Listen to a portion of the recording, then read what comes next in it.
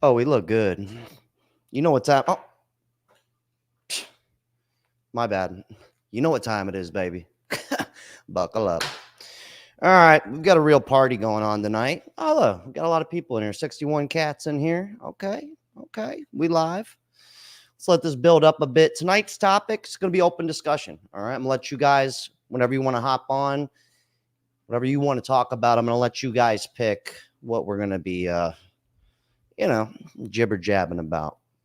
Got a lot of people. Build this up a little bit, and then I'll pop the link. Anyone new here, basically, I just put a link in the chat. You click it, you tick it, boom, boom, you're on. Animal Farm goes, gee, I don't know. Will there be a lot of blacks on today's episode? What? I'm pretty exhausted with blacks. I can't get away from their culture. Pew, pew. You sound like my grandfather. Rest in peace, Grandpa Jack. Funny story. One time my grandpa came down. He lived in Michigan. He died at 92. And he came down to visit. This is years back. And we just moved into a new neighborhood. So I picked him up from the airport. And so we're driving in to the neighborhood. And my grandfather he goes, hey, Jack, you got a lot of blacks that live here? And I was like, what? I was like, you mean like black people? He goes, yeah. And I go, oh yeah, they're everywhere. I'm gonna roll your window up. He was like, I was like, chill out, dude. I was like, good God. That was the moment I realized my grandfather was racist. It's cool. Whatever you're into. This dude goes, you're going to be as big as Rogan. That is a bold claim. I don't think I want to get that big, to be honest with you. I don't know if I want to be like ultra famous. But I don't know. I'm gonna let this go however it goes. What's up, YZTC? How you doing, man? Peter Cook, how are you, mate? I'm chilling, triple chilling. I'm doing really good. I'm vibing out. I'm gonna put the link in here soon. If you guys are new, I see a lot of people coming in. Basically, I just put a link in the chat, and if you want to come on and ramble, I'm gonna let you guys pick the topic. So if you got something you're geeked out to talk about, or maybe you watched a video recently and you want to chime in, so I'll let you guys pick. Keith, what's up, man? He goes, your channel is growing fast. The outdoor videos are cool, but what's with the camera angle switching? I was just having fun with it. I'm not good at editing. That's why I do everything in one take. I'm so bad at editing. And you know what? It was fun. I figured I'd try it out. I might do more of that. I don't know. I'm just having fun with it. That's what's up with that. Yeah, Pompano Beach. All right, Florida boy. All right, you know what? We got enough people in here. I'm gonna pop the link in the chat. Anybody want to get it started off? You can hop it in. Oh, you know what's really funny? This is rich. So there's this homeless guy that used to hang out at this gas station right up the street. And a lot of days he'd be sober, at least like you'd catch him, he's sober. He's like cleaning up at the gas station. They let him hang out there. So he's picking up trash and stuff. And he would usually be really level-headed. So a young guy too, probably. I don't want to say he's older than 40. So I haven't seen him in a long time. The homeless people just disappear a lot of times. But so I run into him the other day, and his eyes lit up because I hooked him up one time. I'm just like, I don't hand money out like that really to homeless people, but I remember I gave him $100 once. And of course he remembered. He saw me and he was like, hey, what's up? And I was like, oh God. It's like, why did I have to give him that much money? So we ended up chatting, and he was in jail for 2 years. He went to prison for robbing the Circle K across the street. And I said, God, what were you thinking? He was like, I wasn't. I was on crack. But he's been sober. So I had the genius idea of being like, hey, let me interview you, tell your life story, talk about your thought process of robbing the Circle K. And I was like, I'll throw you some money. And so he was like, yeah, man. And so this was like 2 days ago. So I was like, yeah, let's do, tomorrow at 4 p.m. I'll pick you up here. He's like, all right, bet. Tomorrow at 4 p.m. comes, I'm there. I'm prompt. I'm punctual. And of course, he's nowhere to be found. So I wait like 30 minutes and I just left. So anyways, we redid it again. We rescheduled for today at 10 a.m. I'm so glad I woke up early and got my day started, Of course, you already know the answer. He didn't show. Anyways, he just called me like 5 minutes ago. This guy, and he was like, "My bad, man. I slept in." I was like, "Man, you slept a long time." Anyways, so much for being sober. I just told him, "Look, you want to do the interview? You call me. I don't have a job, so you let me know." Looks like the first person coming in.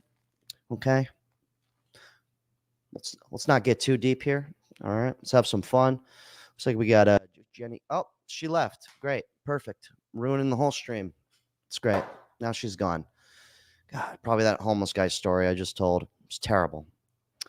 Yeah. So, anyways, this isn't my first time interviewing a homeless guy, and I got to say I should have learned my lesson the first time doing this stuff. They never show up. What's up, alien? How you doing? This guy's been going off about stuff. Tens of millions of people who have been dropping dead over the past few years, which is rising steadily and has not peaked. Yeah, take a hit. Seriously. Jesus. I'm just kidding. Metaphorically speaking. Wow, this guy is really going off. Look at all these. He is excited. Wow. He is just going. Jack, what is the question you wish somebody would ask you? Yeah, I don't know yet. I don't know. start throwing in some ideas down here. All right. Okay, now we're cooking. All right, we got people in the queue here. Buckle up. It's game time. Let's get this party started.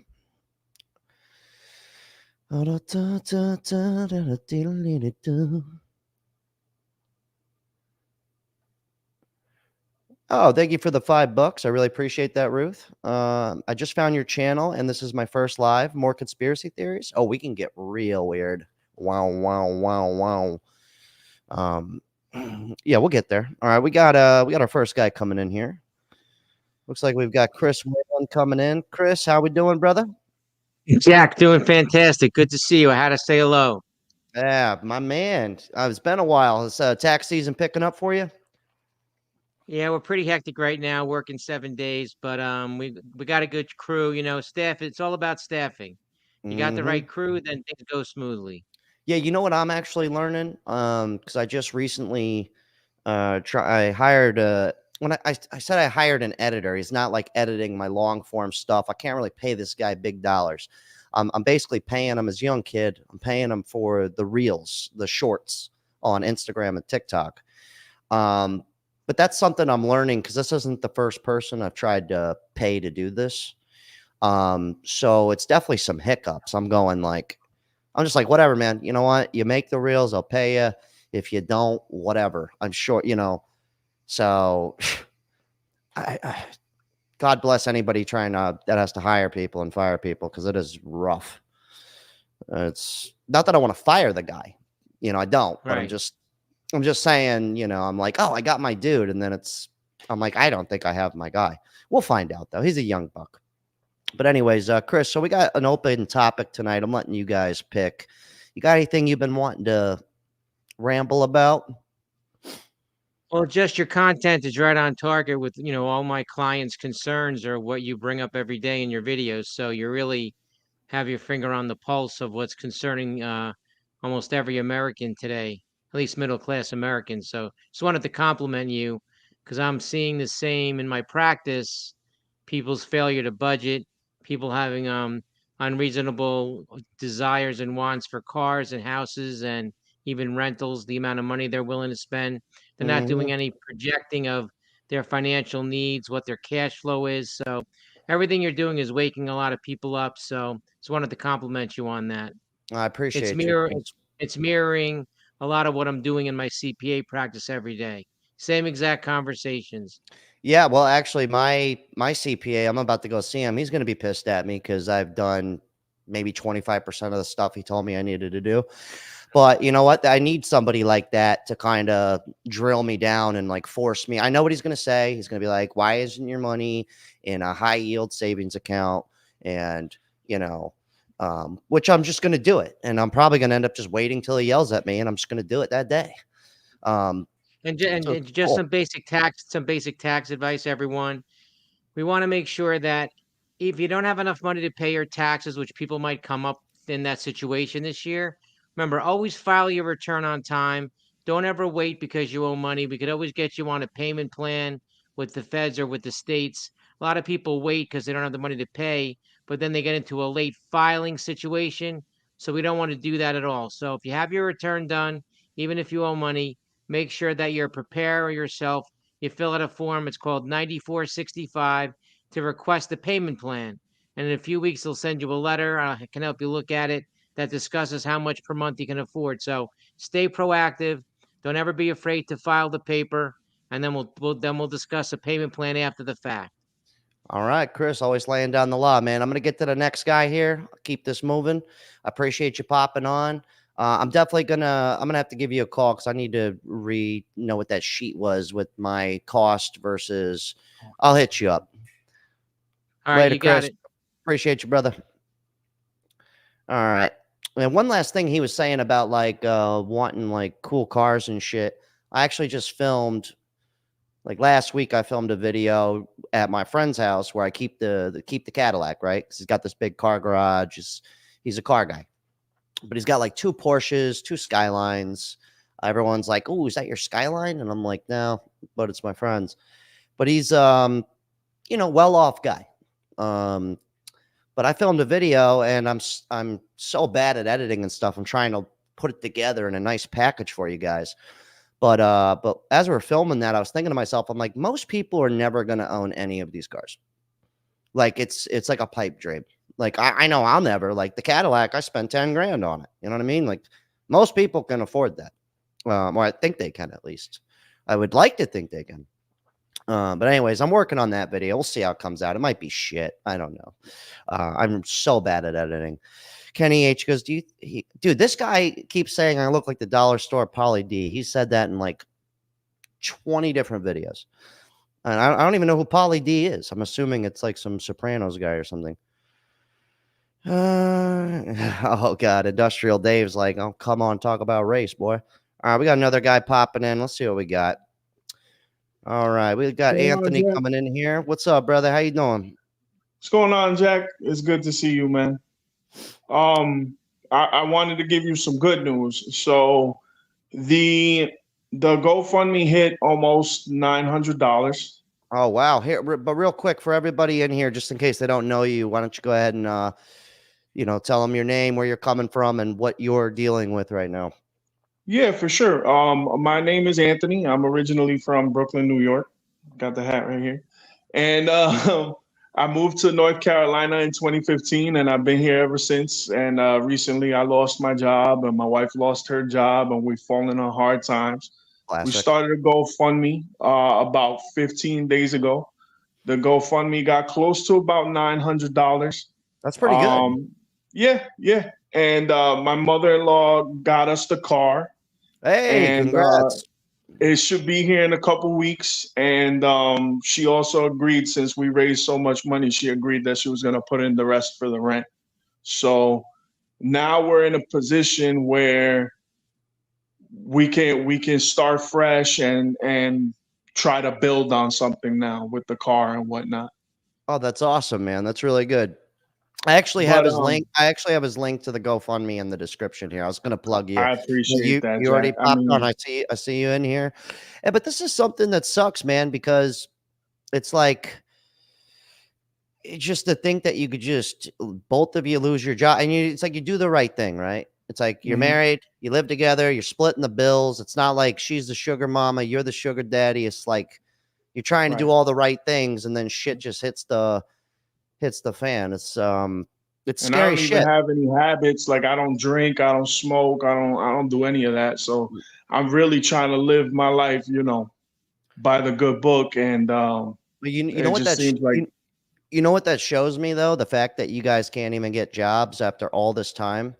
You know how like during COVID, and you could just, or like after COVID, anybody could just get a job. It was like everybody was hiring. mhm, Yeah, it mhm, was just like jobs popping out of thin air. Now it's like the opposite of that. Now right. it's like, because I was really thinking that before I quit my job to go full time on this. I thought about it for like a good month, and I was like, if I leave this job, I mean, this is it. I was like, I don't know how easy it's going to be. I mean, I'm sure I could pick up a job. I know people. I know employers at places. I even had my boss even text me the other day, like, if you ever want to come back, pick up shifts. So it's like comforting to know that. But at the same time, I'm like, I don't even think that restaurant's going to be in business by summertime. I hate to say that, but it's the way things are going, and the only restaurants that are going to be around are the chains. it's not looking too good. Yeah.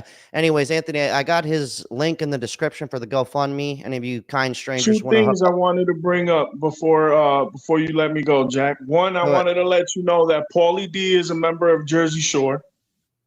Oh, Pauly D. Oh my God. That's okay. The DJ guy with the crazy hair. Yeah. I'll take it. I'll take it. That's cool. And the other thing is, you said we could kind of pick the topic. I wanted to bring up, I feel like people like myself, people with disabilities, are oftentimes the forgotten people.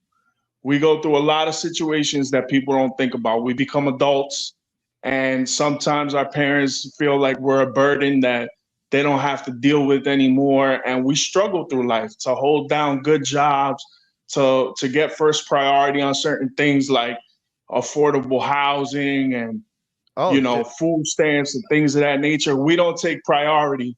And a lot of times it's like you said, the people that take priority are the women that fucked the wrong guy, and now they're the single mom with 3 kids from 3 different baby daddies. And I'm not hating on anybody. I'm just saying, I get what you're saying. That I'm just saying I feel like sometimes we should take priority over others. Especially having disabilities and being born with disabilities. We didn't ask for that.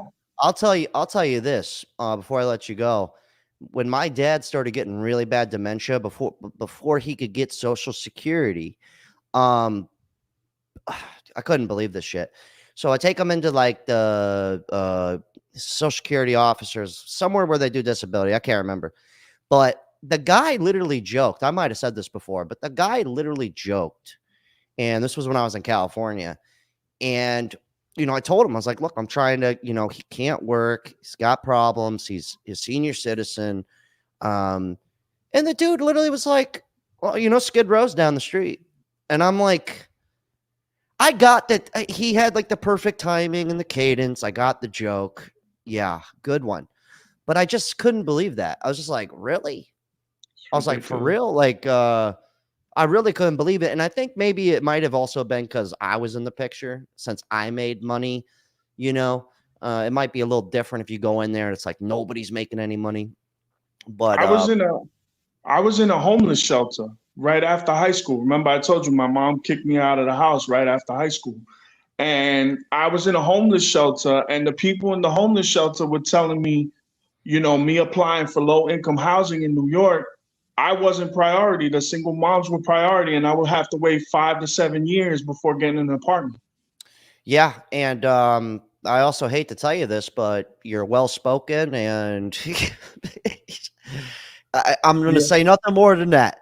Anyways, Anthony, I got his link in the description for his GoFundMe. If any of you guys want to help him out, you're more than welcome. Anthony, much love, brother, and good congrats on the car. I appreciate you, Jack. I hope you guys get jobs and you're making more money than ever. And God, good luck to you, brother. I'm praying for you. Take care, man. All right, man. Peace.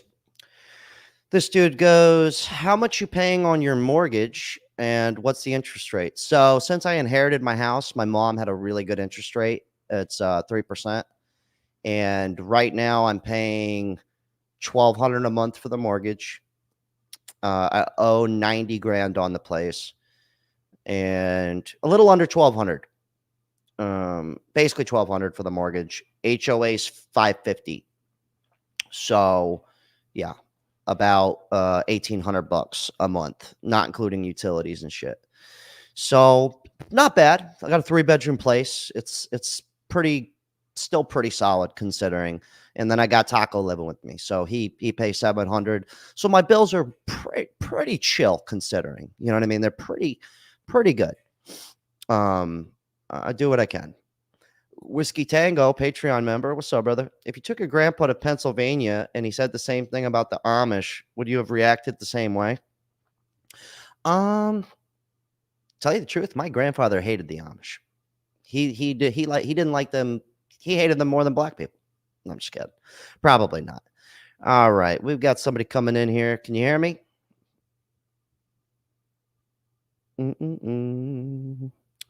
I don't think they can hear me. All right, I'm gonna leave you in the queue. Hey, what's up? Can What's you hear up? me? We could hear you. What's your name and where are you coming from, brother? Hey, can you hear me? Yeah, can you hear me? Yeah. How you doing? I'm great, man. What's your name? How old are you? And where are you hailing from? Name's Heck from New York. I just wanted to say, I think your show is pretty dope. I think you do a good job at keeping the content pretty authentic. Oh, thank you, man. I try. Yeah. I think I didn't have a topic for today. I think if the topic was anything, it would be authentic engagement. And I think you do a phenomenal job at finding content to create and also a balance of how you engage with your users and the people that follow your content. Thanks, man. I'm gonna tell you the truth. It's a battle going through all those comments and um I have like 2 days out of the week that I kind of pick to go through the comments and stuff. But man, you get some people saying, I know I make fun and I joke about people, I can handle it. I can handle criticism. I can handle it. But I gotta tell you, man, some of the shit people say.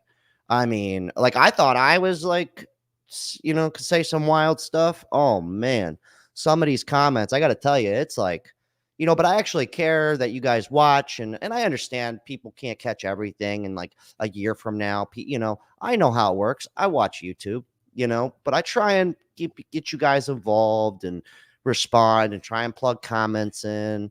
And so I do my best, man. It's definitely a mission, though. I will say that.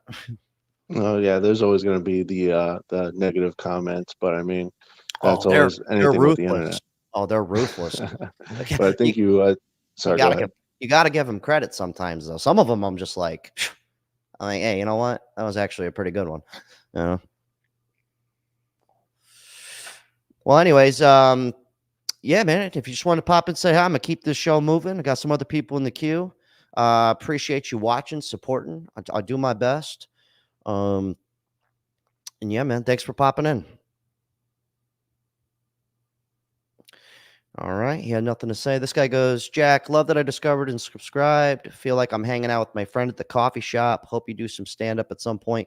Yeah, that's something I've been dealing with. I've realized that like now that I'm full time with this, it's like, yeah, I have a lot of time, but I get comments sometimes where they're like, these videos are lazy, bro. Like you just putting in clips and reacting. I'm like, dude, only if you knew. How much it's really not that much work, but it's time consuming and I got to go through a lot of fucking clips. Cause I'll watch a whole YouTube video on my own time, just like relax and chilling. And I'll be like 20 minutes in, I'll see a clip, like a 30-second snip and I'll screen record it, save it, you got to watch a lot of stuff just to get a few things. And then, then you got to remix it. It's almost like I'm a DJ, like a video DJ. And, yeah, a lot of shit goes into it. But trying to do the stand up and everything, I got to tell you, man, I'm like, I got to go at a slow pace, but I will be doing, I'm going to be doing stand up. I have to do it. I want to do it. Stop the Elites. What's up, brother? My man, Patreon member. But posting more to the Patreon too. All right, we got Travis coming in hot. Travis, what's up, brother? Can you hear me? Yeah, brother, you hear me? Oh, we hear you loud and clear, man. Where are you? How old are you, and where are you hailing from? I'm 43, and I'm in a snowstorm up in Canada, so I thought I'd hop on and talk to a warm Florida boy for a couple minutes. Loser. No, I'm just kidding. I can't get out. I'm stuck here. Yeah, sucker. So, as you can see tonight, we have got an open discussion. Is there anything that's been marinating on your mind you want to talk about tonight? Nothing particular. I just stumbled onto your videos the other week, and I did the thing where I went back and watched all your videos. And Nice. you're kind of the first person I've jumped on early on. I know 30,000 is a lot, but No, in the grand scheme of things, trust me. I tell people, and people ask me what I do, and then I'll tell them, and then they'll look at my channel. half the time it's like, wow, 35,000, that's really good. And then the other half's like, wait, so you make money with this? Well, I just Like, started watching it a week ago or so. I like I said, you were around 30 some thousand. You're at 35 now, so you're hitting like 1,000 every 2 days or so. It seems like lately. This is really snowballing from when I've watched your other videos where you explained about making your YouTube channel and how you didn't really have a lot of traction at first, and now it's oh, just been snowballing. And it's I used to eat shit, man. I'd post a video and get like a like and maybe 20 views, like it was rough, dude. Like it was, imagine telling somebody this is what you want to do for a living. They go look at your channel. Yeah, 20 views. Oh, it's brutal. And I liked how you explained all of it, and about how it is rough starting off at first. And I'm kind of like I've related a lot to a lot of things you said in your videos. Especially, I also did stand-up comedy briefly about like 15 years ago, open mic for a year or two. It's rough, right? It's I honestly, it was the anxiety was too much for me. Even Dude, just going up in front of open mics in front of like this will sound weird, but I would rather go up in front of 100 people than go up in front of like 10 people. Oh my God. No, that's not weird at all. Like, not at all, man. Dude, stand up. Dude, it is like, it's pretty nerve wracking. It really is. And I'm making a deal with myself now that I'm really in the groove where I'm gonna go do it at least once a week, no matter what.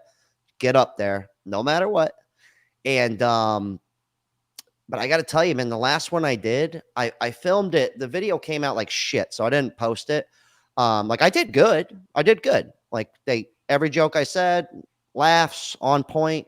But towards like the middle, you could really see me. I was like nervous like that. Like you could see it. And but I remember just going, oh man, I gotta really up my shit. But all that takes is just going up there and just like once I do it, so many times, you'll just get to the point where it's like, all right, they're either gonna get it or they're not. Just get up there, just fuck it, And when I did it, it was kind of the this like 2008 or so. It was like kind of prime the Dane Cook era, Oh, yeah. pre-podcasting, when getting into stand-up wasn't really a cool thing. And I want to ask you, what made you get into it? Because I suspect it might be the same reason I did it. I knew a guy at work was doing it, and everyone said he was funny. And then I went and saw him, and I was like, I could do that better than him. No, no, mine was I was bad though. So no. Mine was, hold on. all right, For my boy right there. Hold on. One, Oh, gee. He's got the real deal. No, mine was because people kept telling me to do it. So, at least once a week, twice a week, especially like in my line of work I was working in a restaurant business. And then, I'd be around a lot of people and skateboarding. So you're always around a lot of people. And I would get it all the time. Just like, dude, like, have you ever thought of doing stand-up, or do you do comedy at all?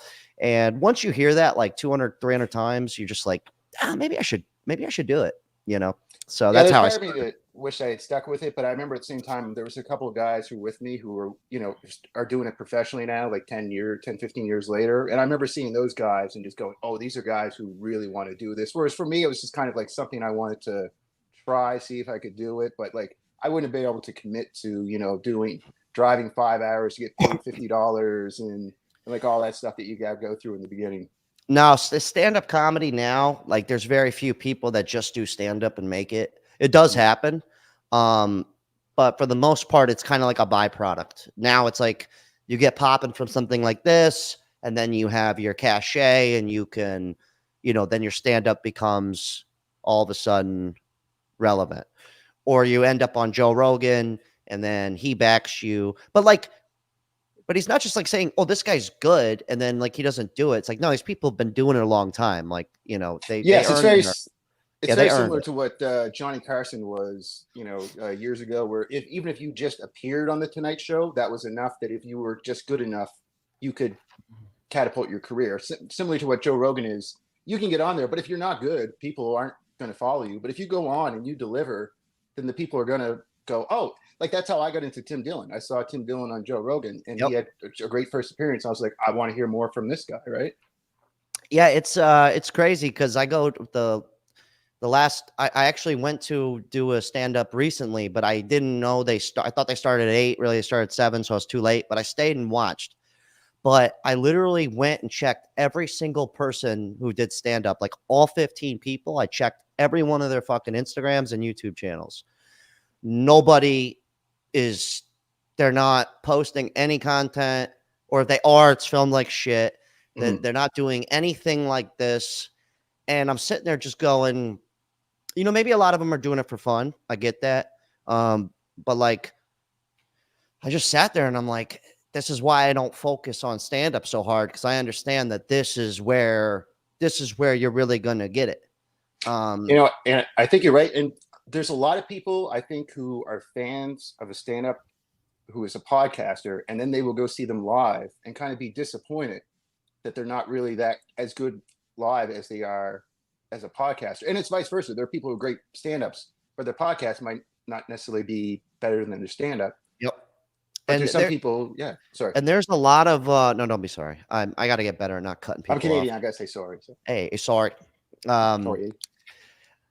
That's what it is though. Like, because with stand up, I don't just do jokey joke, like one liners or something like that. Like I can, but it's kind of like how I do my thing here. That's kind of how I do it on stage, except for I have to paint you every picture. Like I can't just like put up a video. I have to like really paint you everything. Because I'm more like storytelling. I'm more like kind of talk about real shit, not just like dick and ball jokes, or there's so many stories and jokes that I want to say on here. I slip up all the time and say stuff, and then I go, God damn it, now I can't use that on stage. But there's so much stuff that I have to like not say it on here, because I want to save it for whenever I do stand up and stuff like that. But anyways, man, I'm gonna get you. I've got a lot of people in the queue. I appreciate you coming on, Travis. And hell of a talk, man. Thank you. Peace. All right. Thanks for the $5 from my boy Josh. He's got a really cool vintage channel. That's his channel. If you guys like vintage clothing and vintage goods. Hope my weekend's going good. It's going great, man. Thanks for the $5, brother. We got another guy coming in. We got Michael coming in hot. Can you hear me, Jack? I hear you loud and clear, brother. So how old are you and where are you hailing from? I'm from Colorado, 33, Denver native. All right, cool, man. So tonight's we got an open topic. Anything that's been marinating on your mind you want to talk about, or questions man, for me? Whatever. I just want to congratulate you on the channel. Say what's up to everybody in the chat. You're doing some great work here. And yeah, I'm always commenting on your videos. So yeah, thanks, man. I appreciate that. So since nobody seems to have any topic ideas, let me go ahead and ask you a question. So if you don't mind, what do you do nowadays to acquire money? So I've been in property management and real estate for the last 13 years. I'm 33, so I've been doing that since I was 20. I currently work on a legal team doing commercial real estate. So yeah, my title is lease analyst. That's my title. Okay. So have you noticed, like, would you say things are going good right now for that, or you think they're going not so great for that? So real estate is good, as we all know. That doesn't seem to want to go down. I mean, in my industry, I've worked for multiple startups. So my last role, I was with a startup that just recently did like 50% layoff. But now I work, on a legal team that's pretty secure and stable. So there's not much hoopla on that. Okay. So you're more on the legal side now. Yeah, All yeah. right. Probably smart. Yeah. I worked at a law firm for a while in the mailroom, but Yeah, I remember you saying that. yeah, but I'll tell you, they were not short of work. I will say that. Exactly. Sure, We do a lot of work for sure. So wait, so you said 50% layoffs. How long ago was that? Was that like recent? Yeah, it was January 2023. So my birthday's January 8th. They fired me, or they laid me off January 5th, 2023. So 3 days before my birthday, last year. So yeah, it was interesting. I don't know if that company is going to survive, but that's how startups go for the most part. Yeah, those layoffs are crazy, because that's like all you really hear about nowadays. At least people, it's like kind of the fear of getting laid off. I don't think it's gonna. We'll find out. We'll see what happens. But I mean, I guess Yeah, if you they're don't doing. like your job anyways, then fuck it, you know? Yeah, they're doing a lot of layoffs for sure. I mean, hopefully, you have a stable job or you're working for yourself, but it all depends on the company. Some companies just do pay cuts, so or Yeah. no bonuses. I try not to worry about it. I try and just make sure I save all my money, try and be smart. But, I even think about this. I was talking to a YouTube friend who's been doing YouTube for like 7 years. And he told me, he was like, about 5, 6 years ago, they had shit had hit the fan for a while. And Mm, basically everybody went, let's say you were making 5 grand a month. Everybody went from making like 5 grand a month to like 1,200 a month. 3 grand. Yeah, Yeah, like yeah, no, like huge, like a big deal, yeah. like 75% down. Yeah, Which, the girl I went on a date with this weekend, she said at her company they gave her 40% pay cut and she hasn't gotten a raise in 3 years. dude, speaking of the pay cut, that was the same shit that happened at the law firm. I had left, but I still knew people that worked there, and my mom was like tied in there. So they ended up doing this thing where they just fired everybody. Well, like they fired, 15 of the people that have worked there for 15, 20 years. And then they hired all these new people and paid them. So let's say the secretaries or the paralegals, more like Hmm. they were making, let's say they're making 55. All the new paralegals they hired, they're paying them 38. They were like, Yeah, oh, they're like, dude, people will and do they'll this take job it because for, yeah, way less. everybody needs jobs right now, or at least some parts of the sector they're always looking for jobs. So. Hey, stay faithful to your I just want employer. to speak one other thing to the people in the chat. Somebody was saying something about black culture and all of this. I just want people to know I voted for Trump the last 3 times. I'll vote for him again this year. So let's drop that stereotype with this whole black culture thing. There's a lot of smart black people out here for sure. I was wondering why that person said that, and I was maybe thinking maybe because I had my homie Shape on. I had him on like 3 episodes, and I was like, I was kind of confused by that. But Mm, hey, you know what? Whatever. it is what it is. But we were talking about that, me and Shape, and he was like, dude, you have no idea. And I was like, no, I see it. I see it yeah, for sure. right, Like, I see it. Like, I know I'm not you and I'm not experiencing it firsthand, but like, I see it. I just told you guys right, the grandpa story earlier. Okay. My right. grandfather literally, and I've had that happen when I was dating. I'll let you go after this. Got a bunch of people in the queue here, guys. Just be Yeah, no patient. worries. But when I dated a black chick for a while, and a good girl, all that, and I brought her over. My family was all in town from Michigan, so I brought her to the function. Right? Okay. Okay. Grandpa's dead, so I'm not really worried about it at this point. I'm thinking Right. everybody else is kosher. Right. So I bring her to the thing. Everyone's cool. All of a sudden, she had to jet early, Hmm. so she left. First thing, dude, I swear to God, it was like a Alcoholics Anonymous. It was like an intervention. All of them at once were Are you all right? yeah, Jack, what are you doing? You all right, Jack? Do you? She's black. I go, yeah, I know that. I was like, are you? I was literally like, are you guys serious?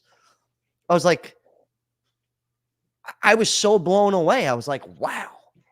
I was like, Yeah, wow. it's tough out here. And it's so funny. I say that because, I'm a 90s kid. In the 90s, it wasn't as bad as it is now. I think, race relations in America have just gotten worse.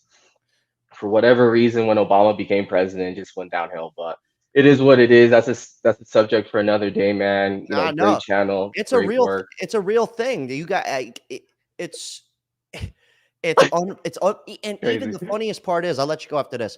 So with my friend Shape, because he's well spoken. Hmm. Wow, holy shit.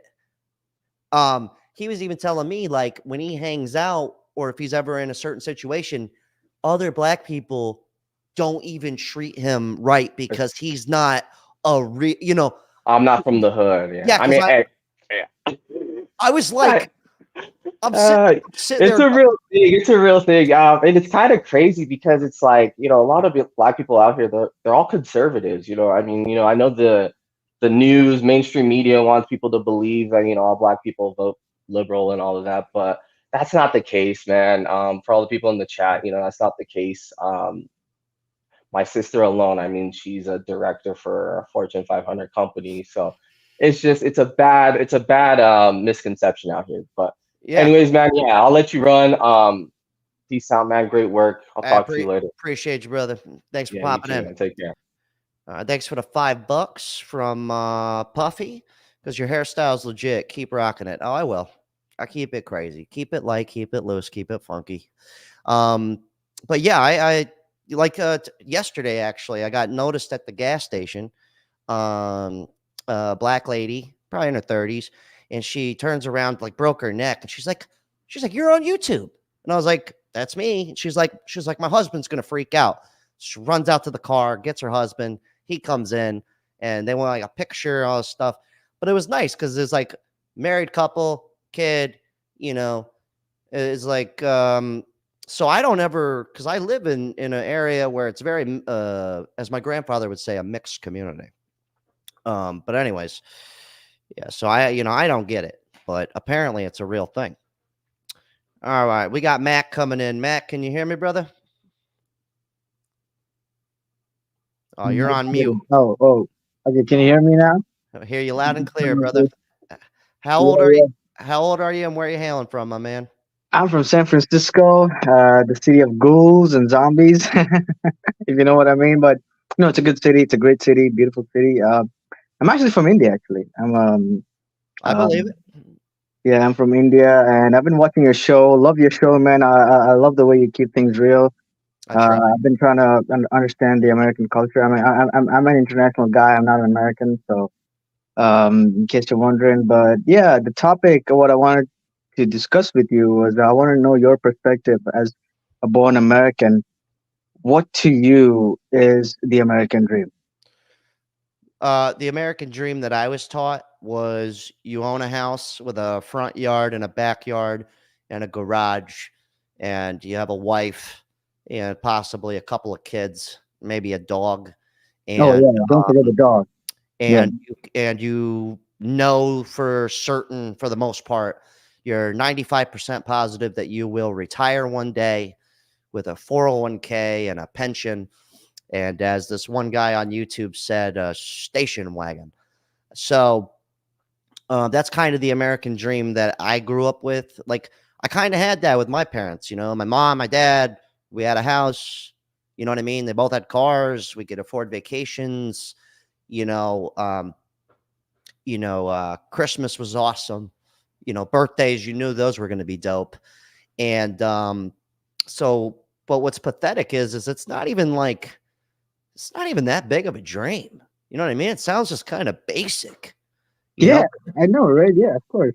But I think people can achieve more. People are capable of more. People have a lot more potential. I see a strong work ethic in the American work culture. As an international guy, just observing the American work culture, people value their work so much. They have a very strong work ethic. So, yeah, that's basic, man. That sounds real basic. What he said. Yeah, the funny part is a lot of my friends are all blue collar, and I know a lot of blue collar cats. And they work a lot. Not all of them. Some of them, I get comments on the channel. They're like, "Hey, I'm a master electrician, master this. I only work 40 hours and I make X." But I'm sure at one point they were working a lot, and they do value that. A lot of people are like, they'll say, "Oh, bro, you're only working 50 hours. Like, holler at me when you're working 80." And they pride themselves on that, whether you want to work a lot or not, or however you view that. Some people view it as being stupid, but if you're making a lot of money, it's kind of like get it while it's hot. But it's kind of pathetic, though. It really is. Like, so where you live? Oh, I'm sorry. I live in San Francisco. Oh, okay, so you're in the States. Yeah, in the States. Yeah, in the Bay Area. Yeah. So how long you been living there? I've been living here for a year, and it's been crazy. I mean, I've been told that California is kind of like a different country compared to the other part of the states. You come to you see all different kinds of people, but I think I would imagine by now, we're in 2023, everything would be like neutralized everywhere. In the sense that all kinds of people everywhere. But the kind of diversity you have here, the kind of people that you have here, and just the amount of I suppose. Just the kind of cultures, it's amazing. So Yeah. Have you lived in the States a long time, or are you originally? How did you grow up in India? Is what I'm trying to say. Well, I grew up in the Gulf, like Dubai, Saudi Arabia. But yeah, I did grow up in India for a while. Like if you could say like half of my, I'm 28 now. Well, I just turned 28 by the way. I'm sorry, I'm 28. So yeah, but yeah, I spent half of my life in India. But in terms of contrast of cultures is what I mean. I mean, it seems like a luxury here for you guys to get married. I mean, Yeah, it's crazy. In India, it's a very common thing, but in the States, I mean, I don't know, man. But I like the. Let me just say, shout out to your channel. I love your jacket. I all hope that. if you have some merchandise, with a leather jacket or some shit, I would definitely buy that. But yeah, I really love your channel, and I hope to see a lot more reactions. I appreciate that, man. I'm gonna keep this moving. I'll have merchandise eventually. I move slow. It'll happen. You Cool. know, eventually. I'll get there. But I Right. appreciate you, brother. Thanks for popping in. All right, JJ goes, two young, healthy people don't need a GoFundMe. Come on, bruh. Come on, bruh. No cap. Facts. Factual information, Holmes. I don't even think people say Holmes anymore. That's outdated. Yeah, honestly, that dude just looks young. I think he's pushing 40 and his cerebral palsy. So it's not as easy to get a job up, when you have seizures and shit like that. So, and to tell you the truth, sometimes people need help. That's just how it works. I've had help in my life. I'm not ashamed to say that. I just was lucky enough to have people who I could actually call and get $3,000 from.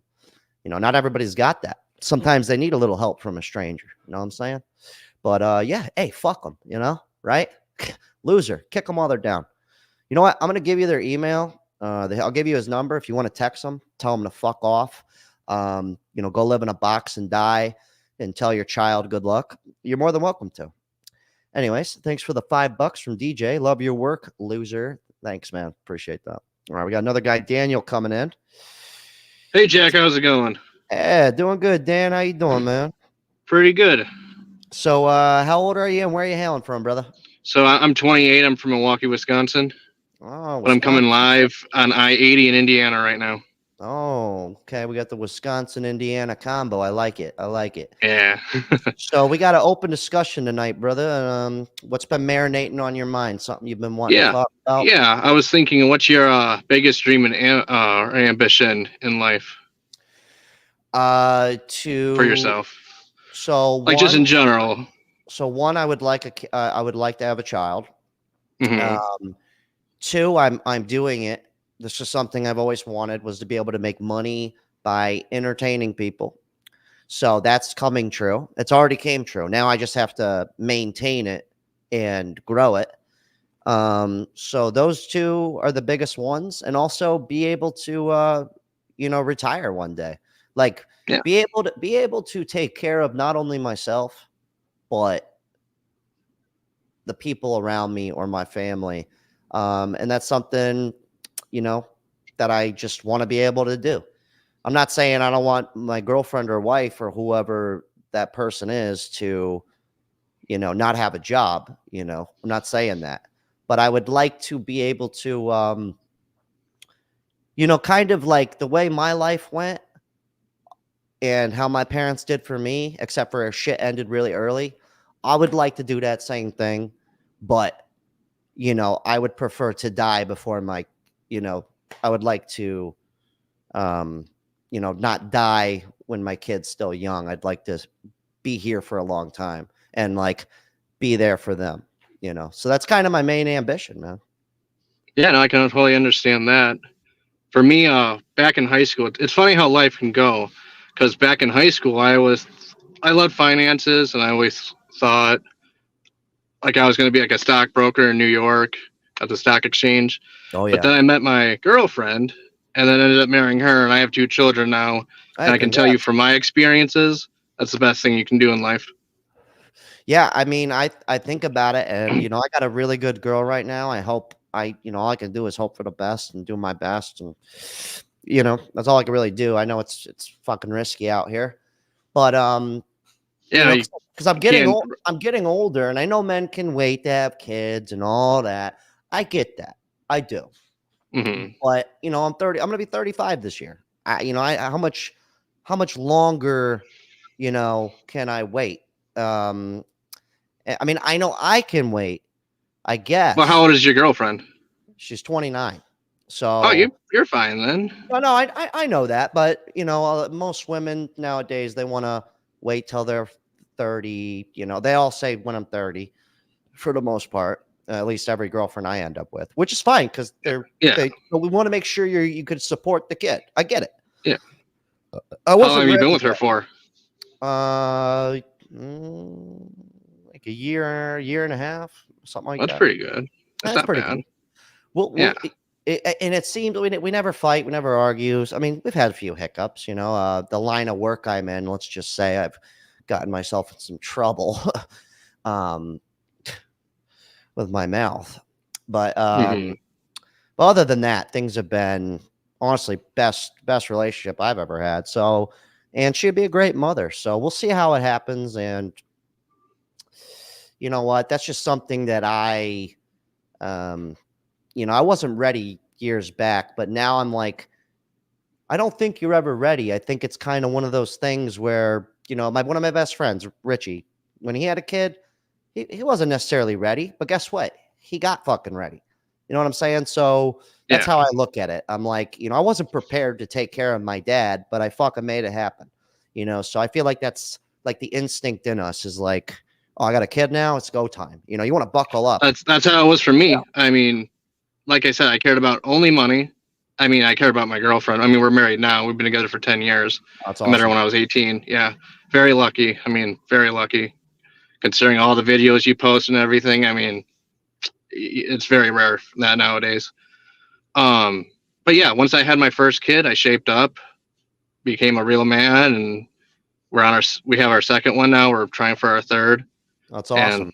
yeah, I mean, I don't think you'll ever be ready. I mean, no one ever will be. You No, just I got to don't do think it. so. Just got Yeah, to do it. I don't think Because so. that you doing it is what's going to make it work. But I could understand why people don't want to have kids too. I totally get both sides.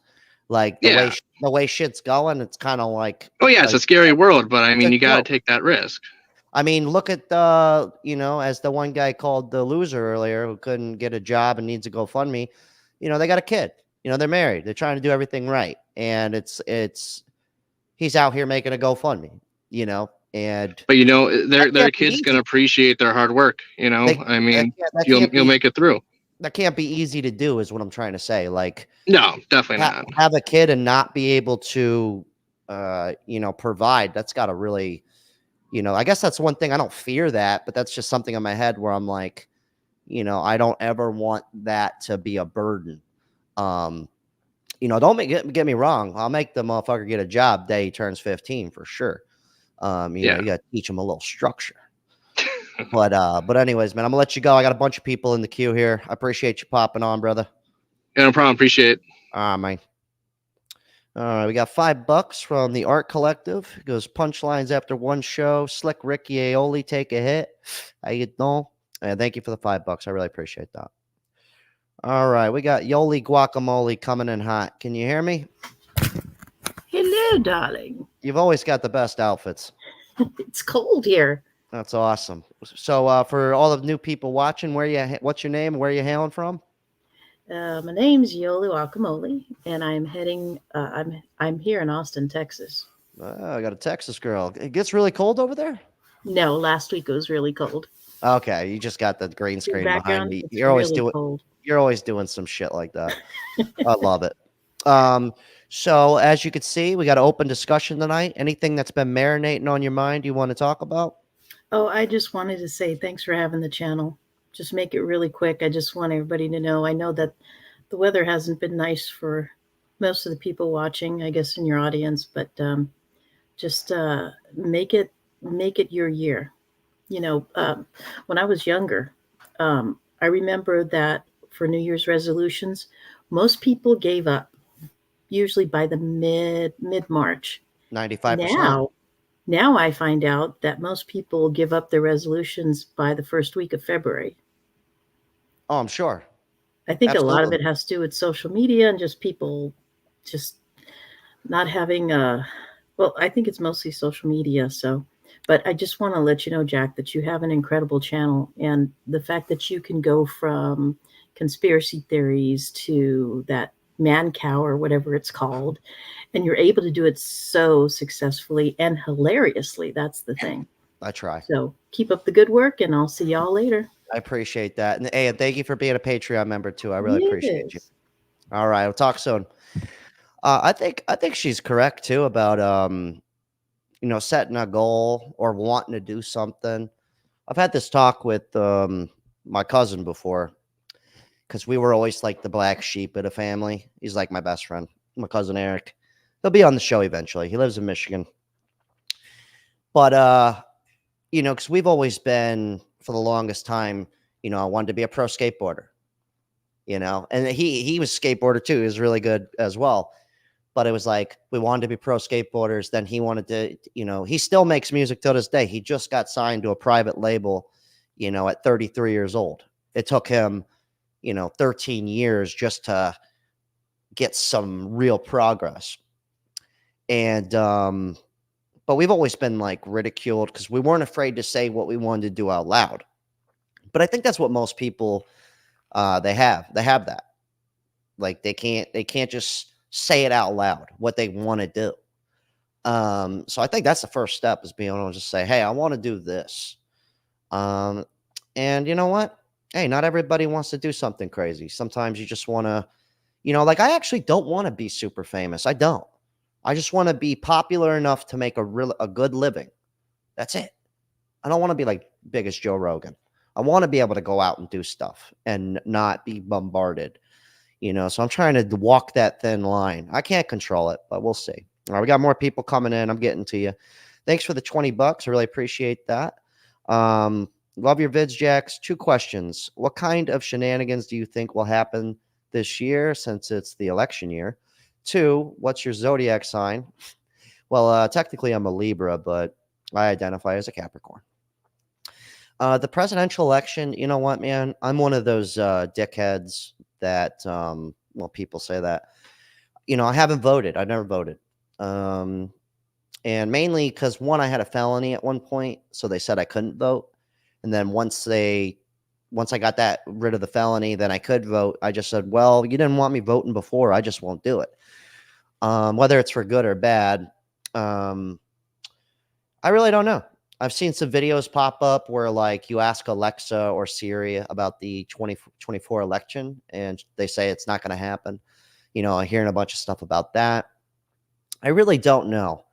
But the whole, like, I don't know, man. It's like, it feels like it's sports to me, like Team Trump and Team Biden. And it's just, I don't know. Maybe, I mean, I would like a president that could actually talk. That'd be cool. But other than that, it's just, I don't know. I'm hoping things work out. And, you know, I wish I knew more about politics to really dive into that. But we'll see if it even goes down. Anyways, we got, what's going on, brother? What's your name and where are you hailing from, man? Name's Barron, coming from Charlotte, North Carolina. All right. We've got a North Carolina boy coming in hot. Yes, sir. 35, so similar age to you. All right. So I work for the 3rd largest automotive conglomerate. Okay. My whole career. And our generation in cars, actually all generations in cars, is a topic I like to talk about. Lay it on me. So when you see people who are driving the European luxury, now everyone has different incomes, but when you buy that car, the amount it depreciates in the first 20,000 miles is astounding compared to, say, a Honda or Toyota. If you bought a Honda Accord in 2020 and you traded it in 2023 with 30,000 miles, you actually made $2,000. Oh, wow. If you took that same, to relate to an Accord, say you bought a C-Class, same model, same time. Talking about a Mercedes? Correct. You would have potentially lost about $12,000. So you've got a $14,000 swing in vehicle equity. And the amount of people that just don't understand that is, it's really sad. But I do potentially 60 appraisals a day, and I see the deal sheet. So I see how much someone owes on their vehicle and how much it's worth. And brother, people are making very poor financial decisions when it comes to their automotive decisions. Oh, dude, are you kidding me? That's why, first of all, I like cars. I am a car guy, right? I'm a little different because I like vintage cars, and usually those are a little cheaper. Well, not all of them. Some are really expensive. But like, when I first started hearing, like, this was like 3 years ago, I started hearing people, not online either, like people I worked with, because the bar I worked at, we made really good money. So 3 of the bartenders that worked there, for some reason, had $600, $700 car payments. And that was the first time I realized that was normal. Like, this was before I was doing the videos and stuff like that. And I remember just like tripping out over it. And then one of my dear friends, he did the same thing. And then like, just once I started hearing it left and right, and then that was one day I just was like, I heard it again from somebody at my job who said they had a $600 car payment. And I was like, you know what? I'm making a video on this shit. And then next thing you know, I did like 5 of those things. But like, I can't believe it, man. I really can't. It doesn't make any sense to me. Well, I give one suggestion to people. When you drive down the road, put on something called equity goggles. When you see that person driving that 15-year-old Honda, that brother's got equity. Maybe it's only 1,000, but it's positive. You see that brand new 2024 Tahoe with them big old rims, that's a $1,600 car payment. They're potentially 10 grand negative off the lot. And the whole reason they did that is to look cool. But if you got them equity goggles, you just see either someone who's made a good job, made a good life for themselves, or they're being foolish. And one other point I'd like to make is the EV push. Because again, where I stand and what I see with my position, I have a crystal ball to the whole automotive industry and to the consumer. The Teslas, all the brands with the EVs, the consumers that buy those, unless you're buying it for the rest of your life, you've made a horrible financial decision. They are depreciating like rocks. They're not selling, they're sitting, and they're just really depreciating. So I'll have a 2023 Audi Q7 e-tron or whatever, $140,000 sticker. They've driven it 3,000 miles. They come into the dealership and I'm offering them 60,000. They're getting 50% of the return after 4,000 miles. So when I see the commercials and they're like the Cadillac commercial for an EV car, empowered by you, and all the lights and the glamour in the commercials, why don't you tell me about how far I can drive on it? Tell me about like my equity or things that actually matter. It just seems like as a consumer nowadays, they really disrespect us in terms of like what gets our attention. It's not about the facts or the bottom line. It's about how it makes you look. No. It is about their bottom line. That's it. And you know what? I want to like electric cars. I really do. Like, I do. But it's just too early.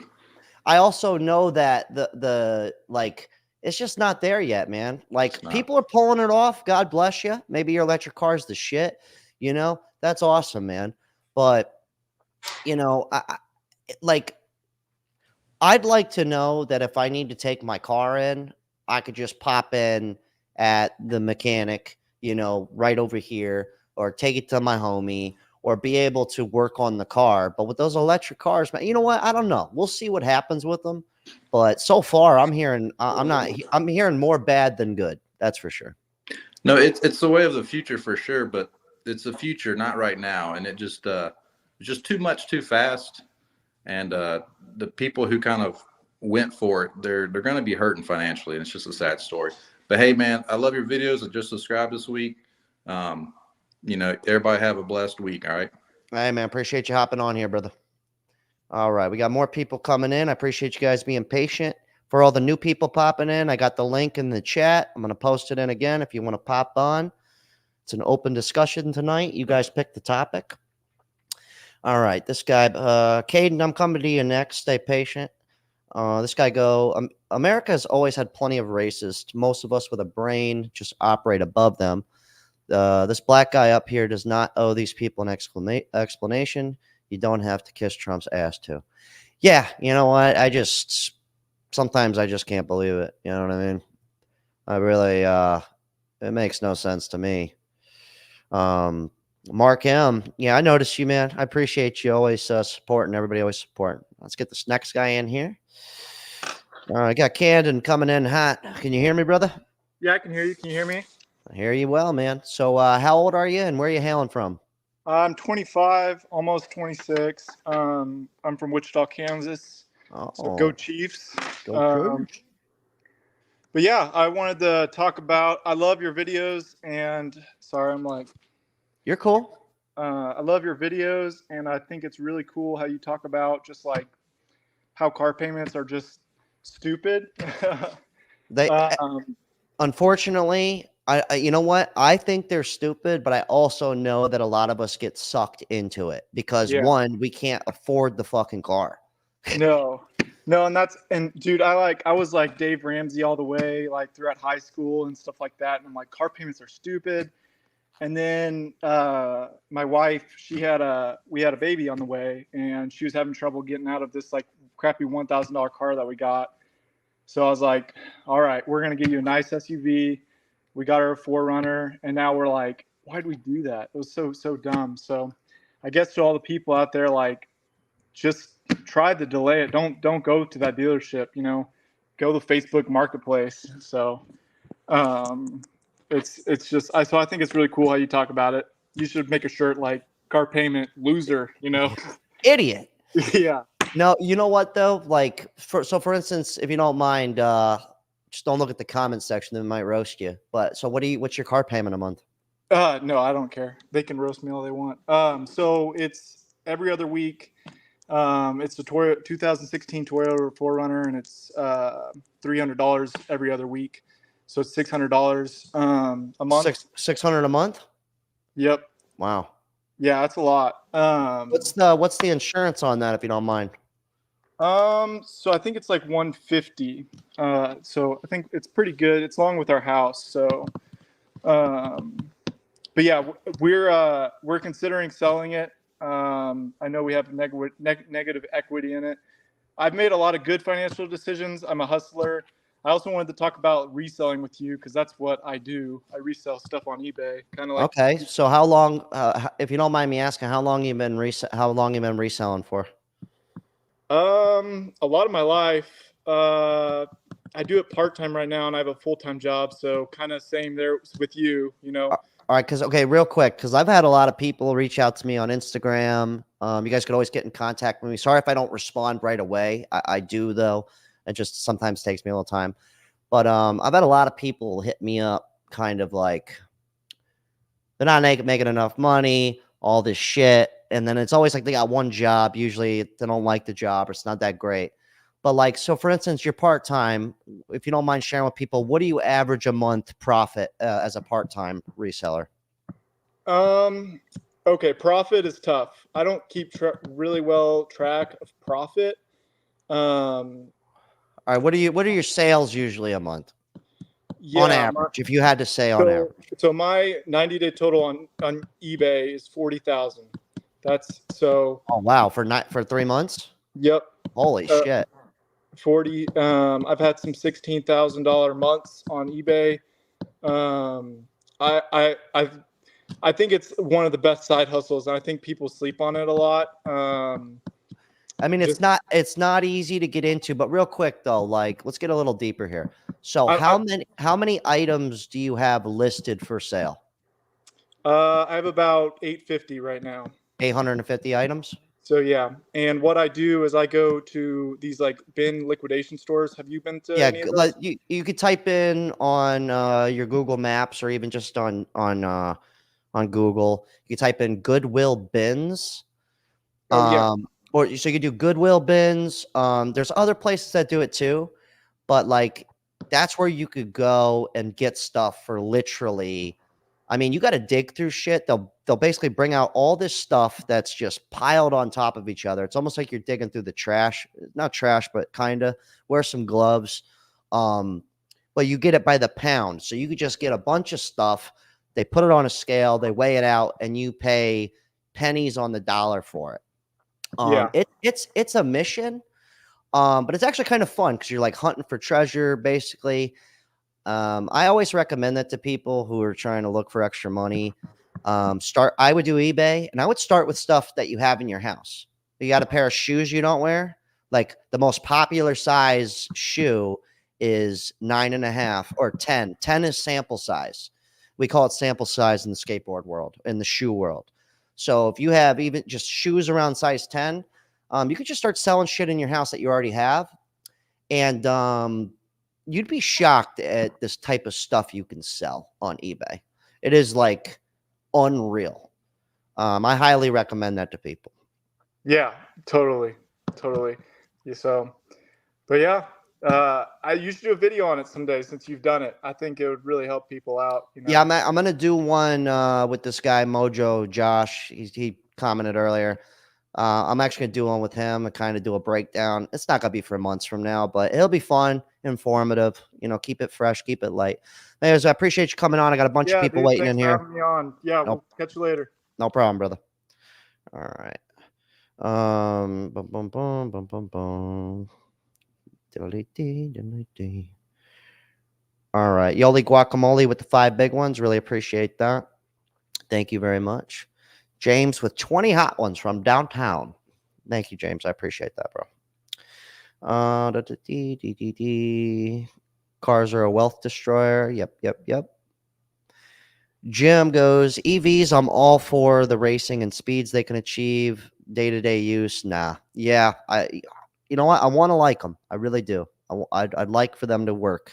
It would be cool to just come home and plug in your car and just, just drive it around. I think they'll get there eventually. I just don't think we're there yet.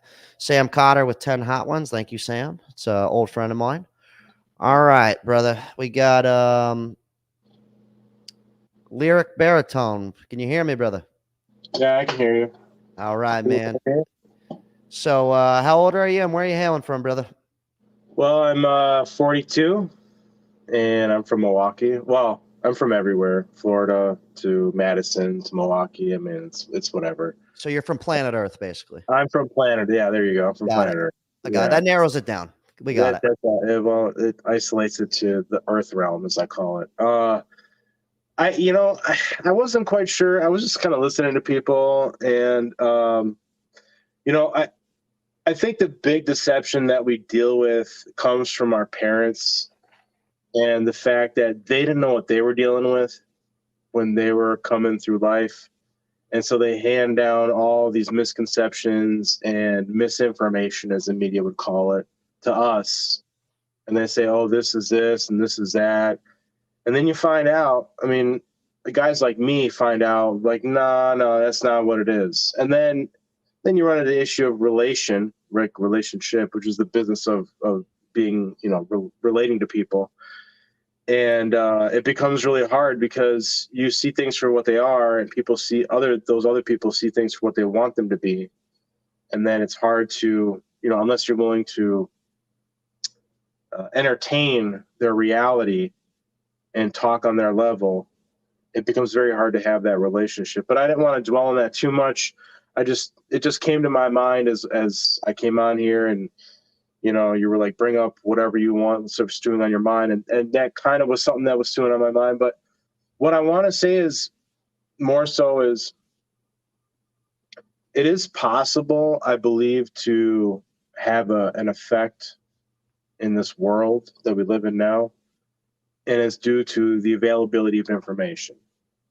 When you say that, it's like, you're right. Most people don't, like, for instance, I don't know what the fuck I'm really doing, man. I'm trying to figure it out. And so when you say, my parents, like, they had a pretty good idea. Like my mom did all the right stuff, right? My dad was the risk taker, and he was doing the right things until he started doing a lot of drugs and overdosing and stuff like that. But my mom, she got a good job, right? She didn't go to college, but she got a good job. She was there forever. She had a 401k. Her savings account was shit when she died. I actually kind of thought it was funny. I was like, wow, she had no money in her savings. But she made the same amount of money forever. So it's like she was making 60 grand for a year for 20 years. And by the time the end of that, it's like 60 grand's now nothing. But at least she had the 401k. She had the house, right? And she was doing all the right stuff. But that was what was right for her. And my dad was like the businessman who was like, Jack, do your best to own your own shit and make your own money. And, like my dad would have probably been fine by now. At one point, my parents had like 3 properties. And then once my dad kept messing up, they had to sell one by one. And then the recession, the '08 thing, and then whatever. But I think you're right. I think it's kind of like, my dad, by the time I was like 20, the roles were reversed. It wasn't like I was 20 and my dad's sitting here like telling me to put my money in here and my mom's over here telling me this. It was like, nah, I ended up being now my dad's dad. And then, my mom she did her best, but it's like, what does she know about, she doesn't know. So She's like, lifetime paradigm shifts. Yeah. It's like, yeah. And now that you mentioned that, it's like it's a trickle down effect. Now it's just like on a mass scale. We're all sitting here going, what the fuck are we supposed to do? It's always been like that. I think speaking in general terms, I think the people that control the levers of influence and power, they've been at this for millennia. The families of wealth and power never get wiped out. They usually end up going underground and changing their names, is what happens. Oh, I wouldn't doubt it. Yeah. So, because they know it's coming. So, like if I don't know how much you're paying attention to, like, the really wealthy people that are selling off their stocks right now, but a lot of the really wealthy people are selling off their stocks because they're anticipating a decimation of the financial marketplace. I wouldn't doubt it. With whatever is coming, whether it's, the WEF and you'll own nothing and be happy, or if it's, just the car market taking a shit and affecting everything else and trickle effect. I mean, the bottom line though, I think what I'm trying to say right now is that with the access to the information that we have, we can make a difference. And so, like you were saying before about, having that side hustle or owning your own shit. That's what I strive to do. For me personally, though, I'm working 3 jobs. I'm working between 60 to 80 hours a week, depending upon what's going on. Good God. I don't salute that shit, because what it represents is a bunch of bad decisions that I made in hindsight, right? True. But what I'd like to do is I'd like to be that strong man. I don't know, some people would be like, oh, nobody should want that position, but I'd like to be the strong man that wipes out a lot of what is keeping people down. Like, for instance, traffic law, the school system, the property tax, income tax, like all that stuff. All that's about funding the state when the state really provides no service in return for that money directly in a way that's tangible, that's noticeable, that's accountable to the average person. Yeah, like for instance, this guy's comment here, Skywalker Precious Metals, which I'm assuming he's invests a lot in precious metals. He goes, my parents worked their asses off. I worked my ass off. That's why we have money. Yeah, that's awesome. But to what you just said is, it's like, yeah, we're like, a lot of us work our asses off, man. I just worked 7 days a week for a long time. And I saved a little bit of money. No, I didn't. I was down. That's a lie. I didn't save any money. Now I'm able to start saving money. But like, the point is how you just said property taxes, all the taxes. I know taxes aren't that bad.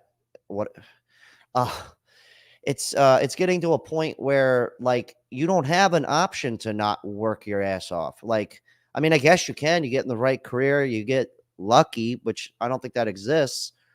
But like, even if you work so fucking hard, and the more and more money you make, the more you get taxed, and then the more shit just keeps going up.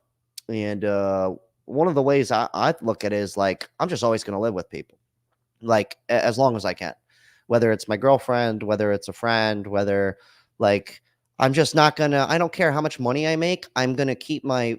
I'm never gonna live fancy. I'm just never gonna fucking do it. I don't care if I start making buco dollars off of this. I'm not gonna get fancy. I'm just not. I'm just not gonna do it. And I think part of that's almost like a fear, like like I don't want to put myself in a position where my bills are way up here, right? And then all of a sudden my money just goes, wait, and then I'm stuck with this. I saw it happen to my parents. I've seen it happen to too many people. And like you said, you're working 3 jobs. Who wants that? No, it sucks. I know It I sucks. don't. It sucks. I have ambitions in life, and I don't have time to work on those ambitions because I literally have to work, eat, sleep. I make my own food. I don't go out to eat. I cook all my own food from scratch. I eat healthy. You know, I'm drinking beer right now, but it's like a once every 2 weeks luxury I usually indulge in. Hey man, But my point is, beer's good. I drink the good beer. But my point is that it's not Bud Light. My point is that, you know, what I was saying before is like the whole paradigm needs to be shifted away from indoctrinating people into believing a certain way and behaving in a certain way to fit the financial ambitions of the rich and wealthy and the powerful, to one of a class of people being produced that are able to function and deal with all the things that they would interact with on a daily basis. Like the majority of people that come out of schooling now, after 12 years, you should literally have a PhD in something. Yeah, for real. If you have 12 years of schooling, you should be a master carpenter, or you should be a botanist, or you should be a physicist, or you should be like a brilliant mathematician, or you should be a phenomenal singer. Like you should come out of that 12 years of schooling with something that you can go out in the world and people will want to pay you, you know, a reasonable sum of value for you to produce that thing. I'll tell you what. That doesn't happen. I'll tell you what most people come out of school. I'll tell you what they're really good at: cheating. Really good at cheating. Copy and pasting. Yep. Sick world. Anyways, man, I got a lot of people in the queue, dude. That was a good thing you brought up. I think you got a really good point about that. Like all of us kind of not knowing what to do and then passing it down to our kids. Something to think about. Anyways, man, thanks for popping in, brother. Good luck with those jobs. Yeah. Peace. All right, we got $20 from Matt Bowler from downtown. Because my bro recently shared some of your content with me. I would have sworn it was AI generated. If so, it's amazing, and I don't even care. This money is going to a machine. If not, well done, brother. Well, you'll never know. I'm working for the government, and I'm after you. I'm just kidding. Appreciate the $20. And yeah, dude, at this point, I kind of wish I had a little AI in me. You know what I mean? Have all that information Google has. I'm just kidding. I'm not going to get a chip planted in my head or anything. All right. We got Robert popping in. Robert, can you hear me? Yeah, I can hear you. All right, brother. So how old are you and where are you hailing from?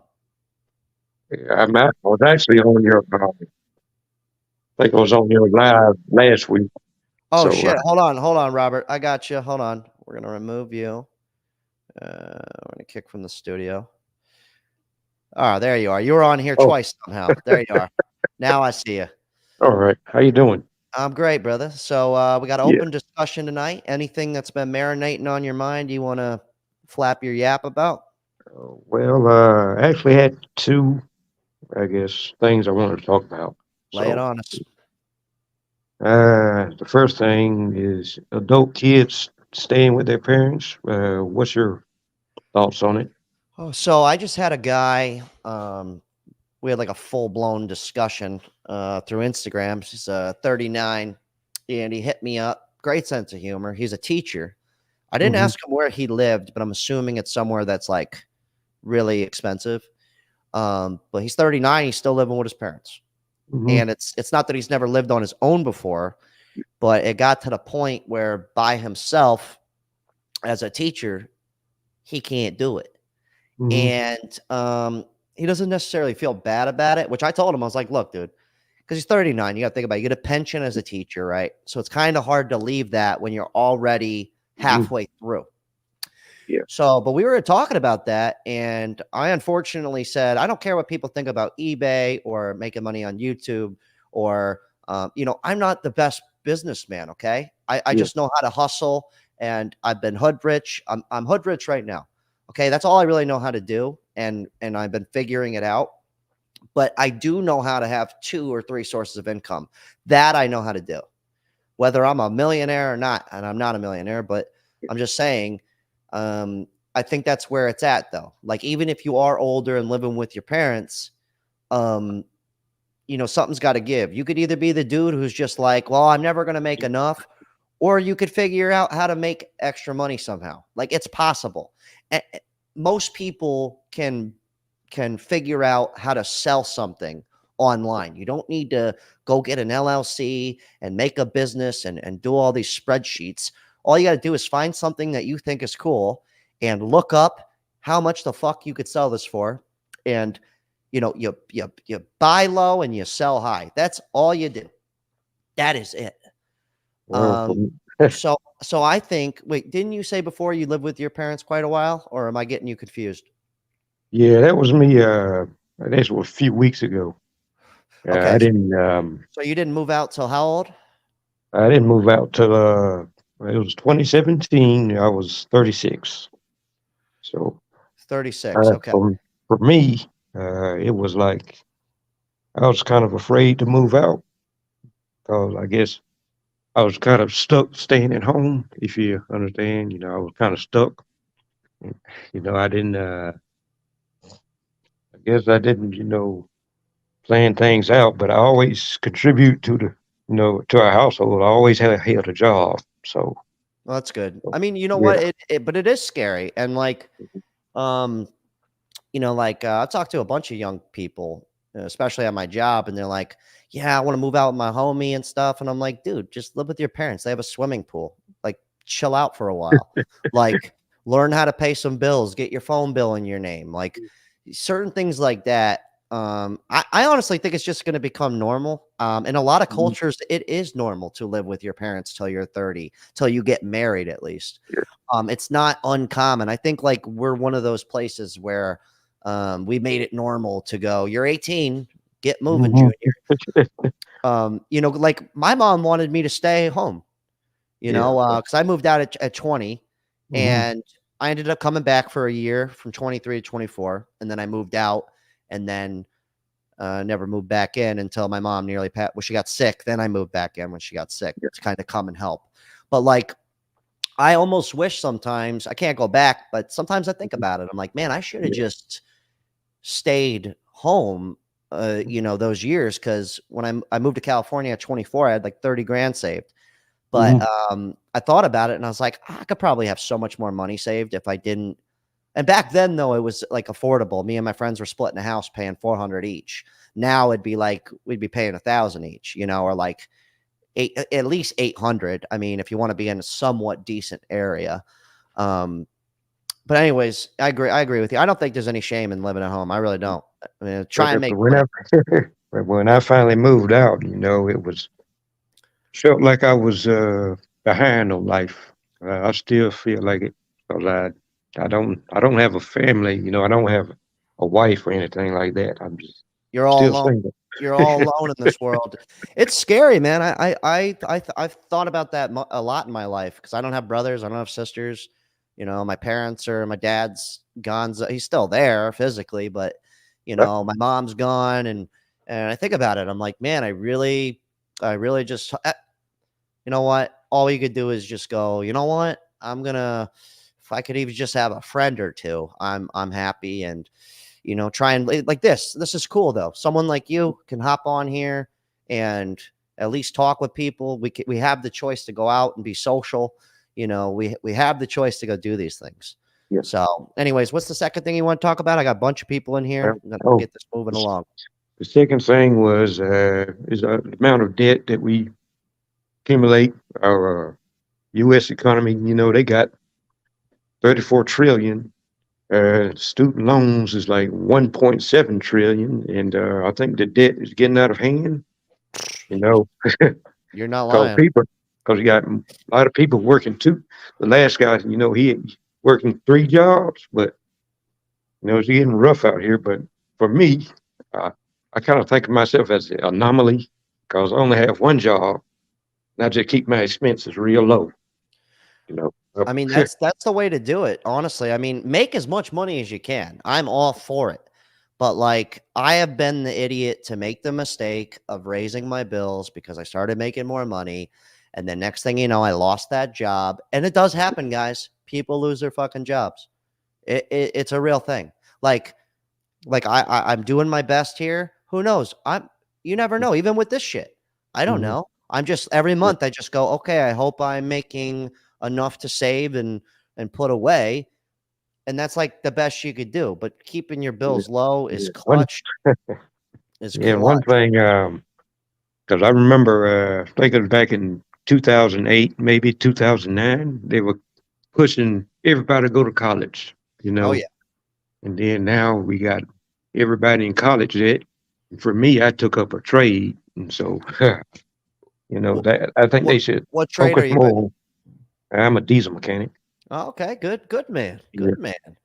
Well, I appreciate you popping in here, Robert. We'll talk to you, probably see you next week. All right, I appreciate it. I'm gonna keep this moving. All right. And congrats on finally moving out too. Thanks.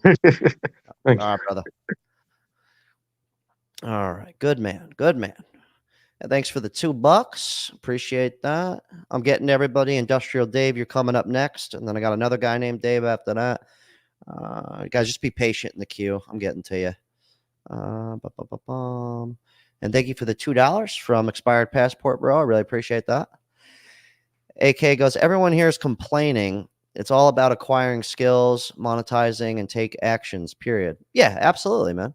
It's just hard to figure out what in the hell you're going to do that. You know, not everybody's good with their hands. They're just not. Everyone's got something they can do. But let's be real here. You know, like, I'm not the guy. I'm not your guy to fix your shit at your house. I'm not it. I could do it. If I was working with a group of people, I could be an asset. Moving shit, doing stuff. Yes, I could use a fucking screwdriver and a hammer. Yes, I can. Okay. You know, I can gut a fish. All right. I could do a lot of stuff. I get it. But am I going to be really successful at that? Probably not. You know what I mean? I think that's more along, like, I agree with this guy. Like, yeah, it ain't easy to get ahead. Like, you got to pick something and it's going to probably suck for a while. So I do agree with you, but at the same time, you know, I think we're more in a spot where just, you know, jobs 15, 20 years ago, like teachers, stuff like that, it's getting to the point where these people went to college for years for this shit, and it just ain't enough. So, but yeah, I agree with you and disagree with you at the same time. Appreciate. Oh shit! Watch out! Oh, I'm fucking up my camera, man. God damn it! See, this is what happens when you got a tripod right by your feet. There it is. All right, we got to. Dave, can you turn off your monitor in the background, or put on some headphones? One or the other. I'm gonna read some more. So what about now? Oh, sound much? Oh, no, still doing it. No, it's still doing it? Yeah. What I need to do? Do you have me playing in the background? Just the StreamYard. It's just StreamYard? Yup. Let me see. Why don't you do this? All right, hold on. I'm gonna mute you for a second. Hold on. We're having technical difficulties. Dave is nearly ruining the entire live stream. I'm just kidding. Dave, if you have headphones, maybe try plugging those in, and I'm gonna try plugging those in. Let me see.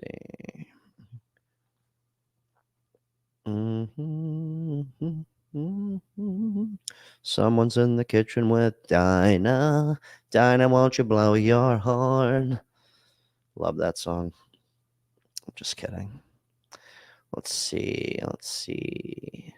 Diesel mechanic is impressive. Yeah, see me? Like if you were to go, Jack, you think you could be a diesel mechanic? I'd be like, I don't think so. But some people have that ability. Let me see. This guy goes, I lost my job because I told my boss that the guys in the warehouse wanted some more money for the work we've been doing. I ended up getting into a text argument. Yep. Squeaky wheel gets the grease, and sometimes they get the boot. Yeah. One time I told my boss at an old job, I was bartending. I said, look, I don't wait tables no more. I just bartend. And then on the next schedule, I had no shifts. So that's what you get for opening your mouth. Hey, but at least you said it, though. Someone had to say it. Let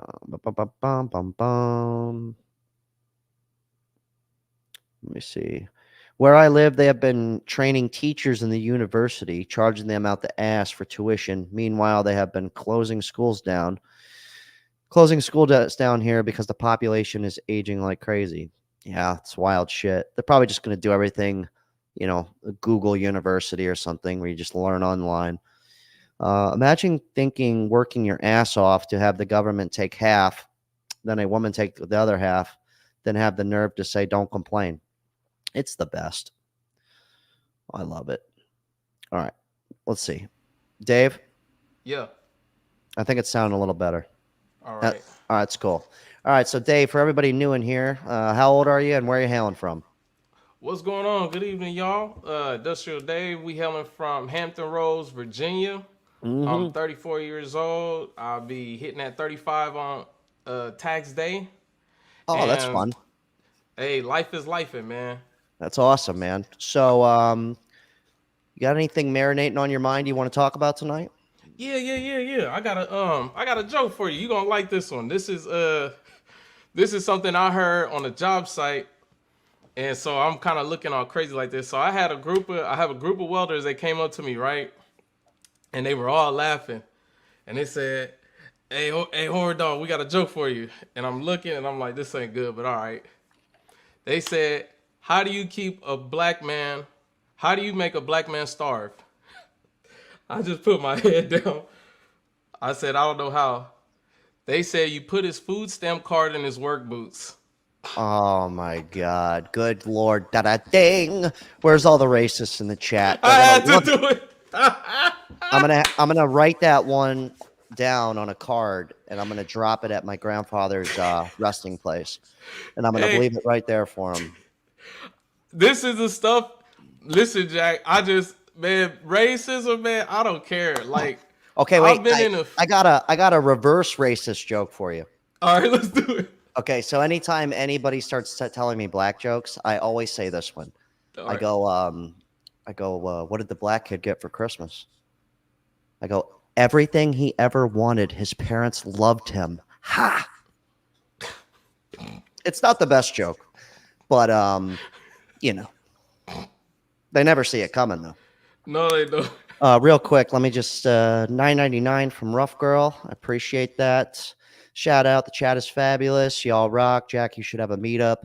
Yeah, I'm gonna do in due time. It will happen eventually. All right. So anyway, Dave, back to the topics at hand. What something you wanted to besides the black joke? Did you want to say anything else tonight? No. You know what? Actually, I started with that because of the dude from Colorado, man. He was talking about like the whole black thing, and that's why I'm looking crazy with this chain, though, man. I paid $9 for this chain. I don't wear no jewelry. That's crazy. Looking good. But nah, man. Just like, man, the whole like black white thing. You know what? I don't even pay it no mind. People are so fucking soft and they can't take a joke. And man, if you gonna let somebody say some racist stuff to you and that's gonna screw up your whole day, you deserve it. You know what I'm saying? Like, nothing is gonna be perfect. Like people these days, they want everything catered to them. Oh, you hurt my feelings. That wasn't right. And look where our society is now. You know what I'm saying? Because of that, nobody's tough. Nobody got the huevos anymore, and it's just it's terrible, man. And I'm like, just bring back the old school stuff, man. Just Well, with the work. how old school? Because there was some real gnarly shit. You remember my grandfather? No. Okay, let's not go too far back here. Nah, but you know what though? I'll tell you this. I'll tell you this. Hey, you could take it how you want it. Me personally, I'm because of my community, we were better off in segregation. You know, like I give you an example. If I go to a restaurant today and it was, let's say, an all-white restaurant and they say you can't eat here, I wouldn't get mad. I was like, all right, I'll just go down the street or whatever. But our community is terrible. We spend the most money on real jewelry. Like I paid $10 for this, but we spend money on jewelry, car notes. You can finance rims. Like this is what really people can. are. You really can. It's sad.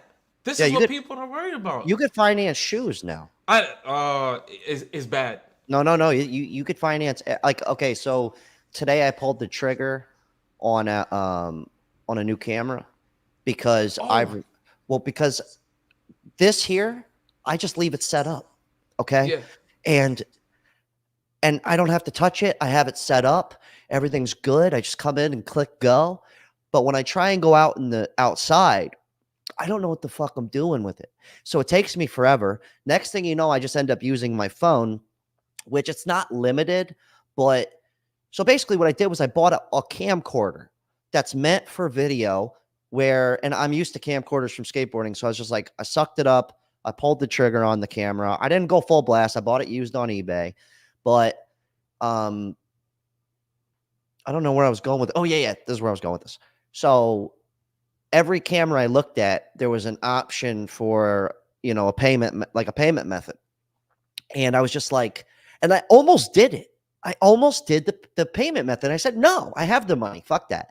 But for a split second, I almost did it. But then I was like, no, I'm going to pay interest. That's like, no.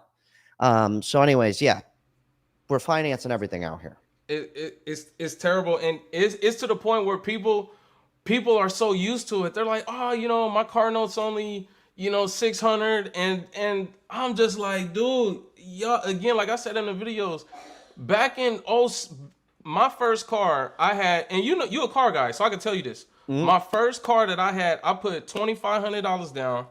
I bought it in 2008. It was a 05 Pontiac Bonneville GXP.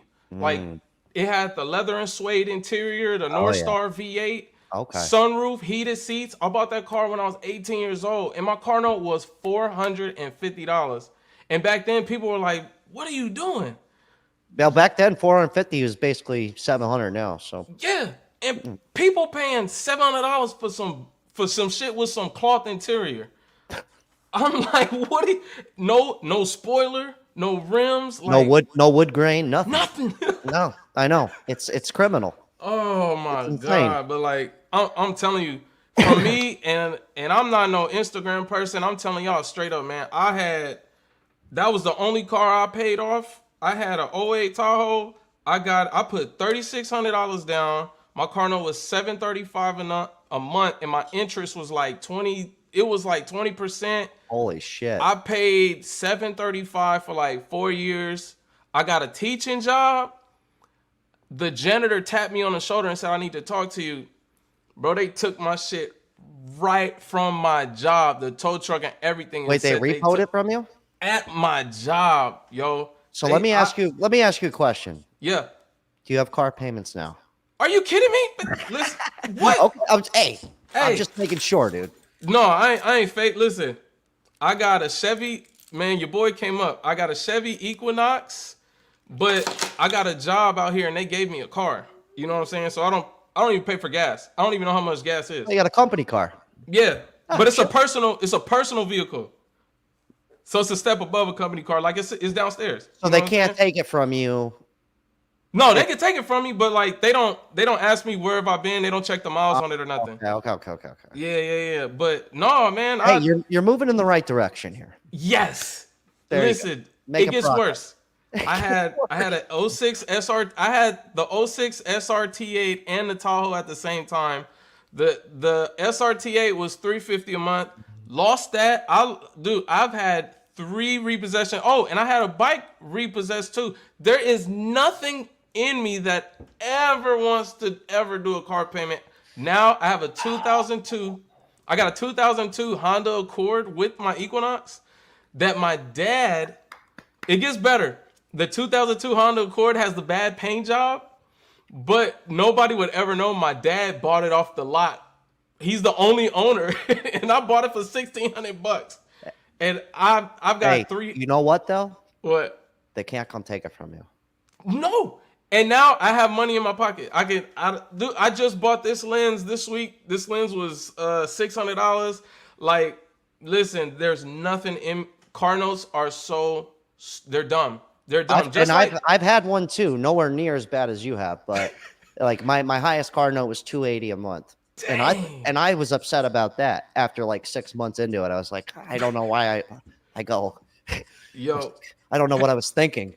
It's done. Jack, listen, I paid off my I think since I've had this job, like I don't have no credit cards no more. What a cell phone? No, I don't got no bills on I pay my cell phone off. Like they just want to trap you. And this is a theory that I have, and then I'll be done. This is my theory, right? So let's say if you've got 2 families, right? You got 2 families. But both of these families have $50,000 cash in their bank account, right? Mm-hmm. They don't have any bills. They're not pumping money into the economy. So they're not helping the economy. Now that's what they want. But what me and you want, we want the money in our house, in our bank accounts. But the problem is people are like, they got to have a car note. They got to go on vacation and use a firm to pay for it. They got to make they're paying for an iPhone every month, $40 on top of their bill. So now that $50, that $50,000 that they have, it's going out. It's going out in the economy and they can't keep it. And that's what keeps the system going because people, they just have to have it. And if more people would just sit and realize like, damn, like how did I make $100,000 last year and I paid $2,500 a month for a cell phone service. I paid $1,600 for Wi-Fi, another $1,200 for YouTube purchases and going out in this. The money's just going out every month. You throw it in the air, and everything that stays in the air, you get to keep. Well, you know what? I want everybody in here to learn from Dave's mistakes. Please. Okay. And Dave, I'm gonna let you go, brother. I got a bunch of people in here. You guys could also. I'm gonna get you out of here. You're echoing. Much love, Dave. Appreciate you coming you too, in here, bro. sharing your pain. Yep. Talk soon. I'll leave the link to his YouTube channel in the description. His videos don't echo when he does actual YouTube videos. Super cool guy. I like him. And he's not afraid to talk about his mess ups in life. That's really cool. Chuck Nasty, he goes, be a truck driver and work on your dad bod. You know what? I've been back in the gym. All right. I'm tired of this dad bod shit. I'm coming after y'all. Okay. I'm gonna turn this 4-pack I have into a 6-pack, or at least into a 5-pack, or just keep the 4-pack. That's fine. This guy goes, why couldn't you be a mechanic? Dude, I've tried. I've tried. I've literally tried. It does not register with me. Like some of it does, but for the most part, as a whole, it just doesn't click. It doesn't click. Like how I could understand how to skateboard and go do all this stuff, or like be really good at other things, or make you laugh now, and do that stuff. Other people don't understand how I do that, but they're able to put a car together from scratch. You know what I mean? Or somebody who knows how to code. They're a wizard with coding a computer, right? But maybe they couldn't fucking, figure out how to do whatever I can figure out. I don't know what I'm saying anymore. Let's get the next person in here. All right. We've got Dove coming in hot. Can you hear me? Yep. Can you hear me? I can hear you fine. So, hey, how old are you and where are you hailing from? 55. I'm from Pennsylvania, near Philly. All right. We got the Philadelphia Bandit in here. So, real quick before I ask you, another $10 from Rough Girl. Really appreciate that. Thank you. What do you call a prostitute during COVID? A super spreader. Classic. All right. So, anyways, back to you, brother. So what's been on your mind? What's been marinating? Something you want to talk about tonight? Well, I've been watching your podcast for like the last couple months. You know, like I said, I'm 55. I'm 20 years older than you. You're really funny, but I think you're a lot wiser than people give you credit for. I kind of really feel bad for like your younger audience because, like I said, I've seen a lot of your videos. They got it rough with the high rent, high insurance. I got kids that are about 10 years younger than you. So what I did to my one daughter, my other daughter didn't take her up on my offer, but you know, I'm letting her live rent free so she can pay her school loans off, and she does have a good job. You said she's in her early 20s? Yeah, 23. Okay. That was a few days ago. She's paid over $1,000 on top for payment, and she's put away $20,000 in her savings account. Holy I'm letting shit. her do that. And I don't know if I'm being too nice, but I just want my kids to get ahead. Nah, man. Honestly, like, I don't know what kind of savings account she has, but I'm about to put my money in like a high yield That's what savings she account. has. Okay, she's smarter than me. 4.35. Yeah, she's smarter than me then. I'm about to do that. I don't know why I didn't do it. You know, I don't know. I'm the kind of guy where like I have a Roth IRA, right? But like That's good. But check it out. The past 3 years, all the money I've been putting in, I didn't even deposit it into a fund yet because I think they're all inflated. And I think they're all gonna take a shit. Shit. You think that you're going to be buying high. Yeah, because Yeah. it doesn't make any sense to me. Yeah, So- I so wish my I was a money's- financial advisor and could tell you No, what no, to no, do, no. but yeah. I'm just telling you my like yeah. logic behind it. But I look back at it now and I go, oh man, you know, at one point, you know, I had $100,000 laying around. I don't have that anymore. I made some poor financial decisions. Not really. Life just happened. Stuff Yeah. happened. I'm doing okay. I'm fine. Yeah. But me like too. I could have had that sitting in a that's how financially savvy I was, you know. I just let it sit in a account that's making no money. That's genius. Yeah. That's real smart. I mean, I have a 401k. I have over 200,000 in it. I have a pension plan as well. So I think I'm all right. We got a I have pension and a great- 401k. I think Yeah. you're going to be cool. I'm in a 20-year fix, 3 years into it at a 2.875, which I did 3 years ago because I knew what was going to happen 3 years ago, which did inflation was going to hit, interest rates were going to go up, so I took advantage of that. I think you got to be extremely smart today with your money, and I just feel really bad for the younger generation because I think younger people have it a little rougher when I was like in my 20s in the 90s. I mean, you got so much to spend. We didn't have smartphones. There was no internet. No, it's criminal. Hey, hold that thought real quick. We got 200 hot ones from downtown.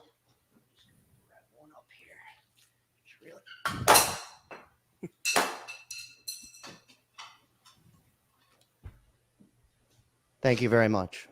Sorry, I just had to give you guys a little. I know you love when I break stuff. I feel like I haven't been doing it lately.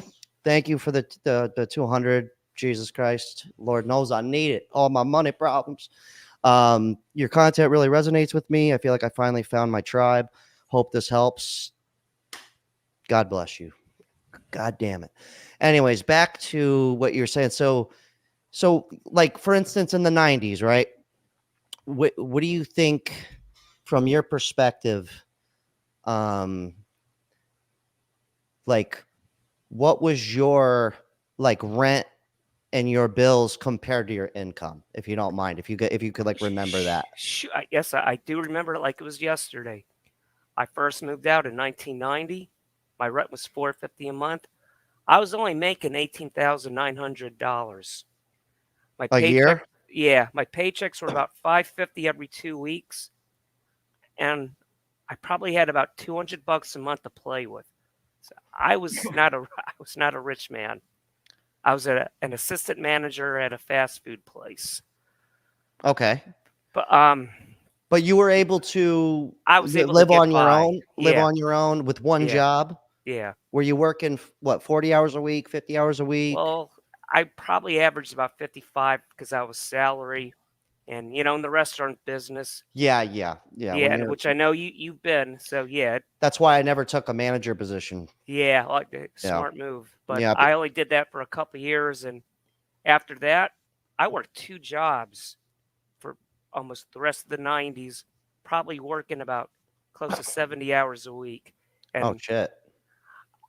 I was probably making, which I thought was good money at the time, like $38,000, probably in the late 90s.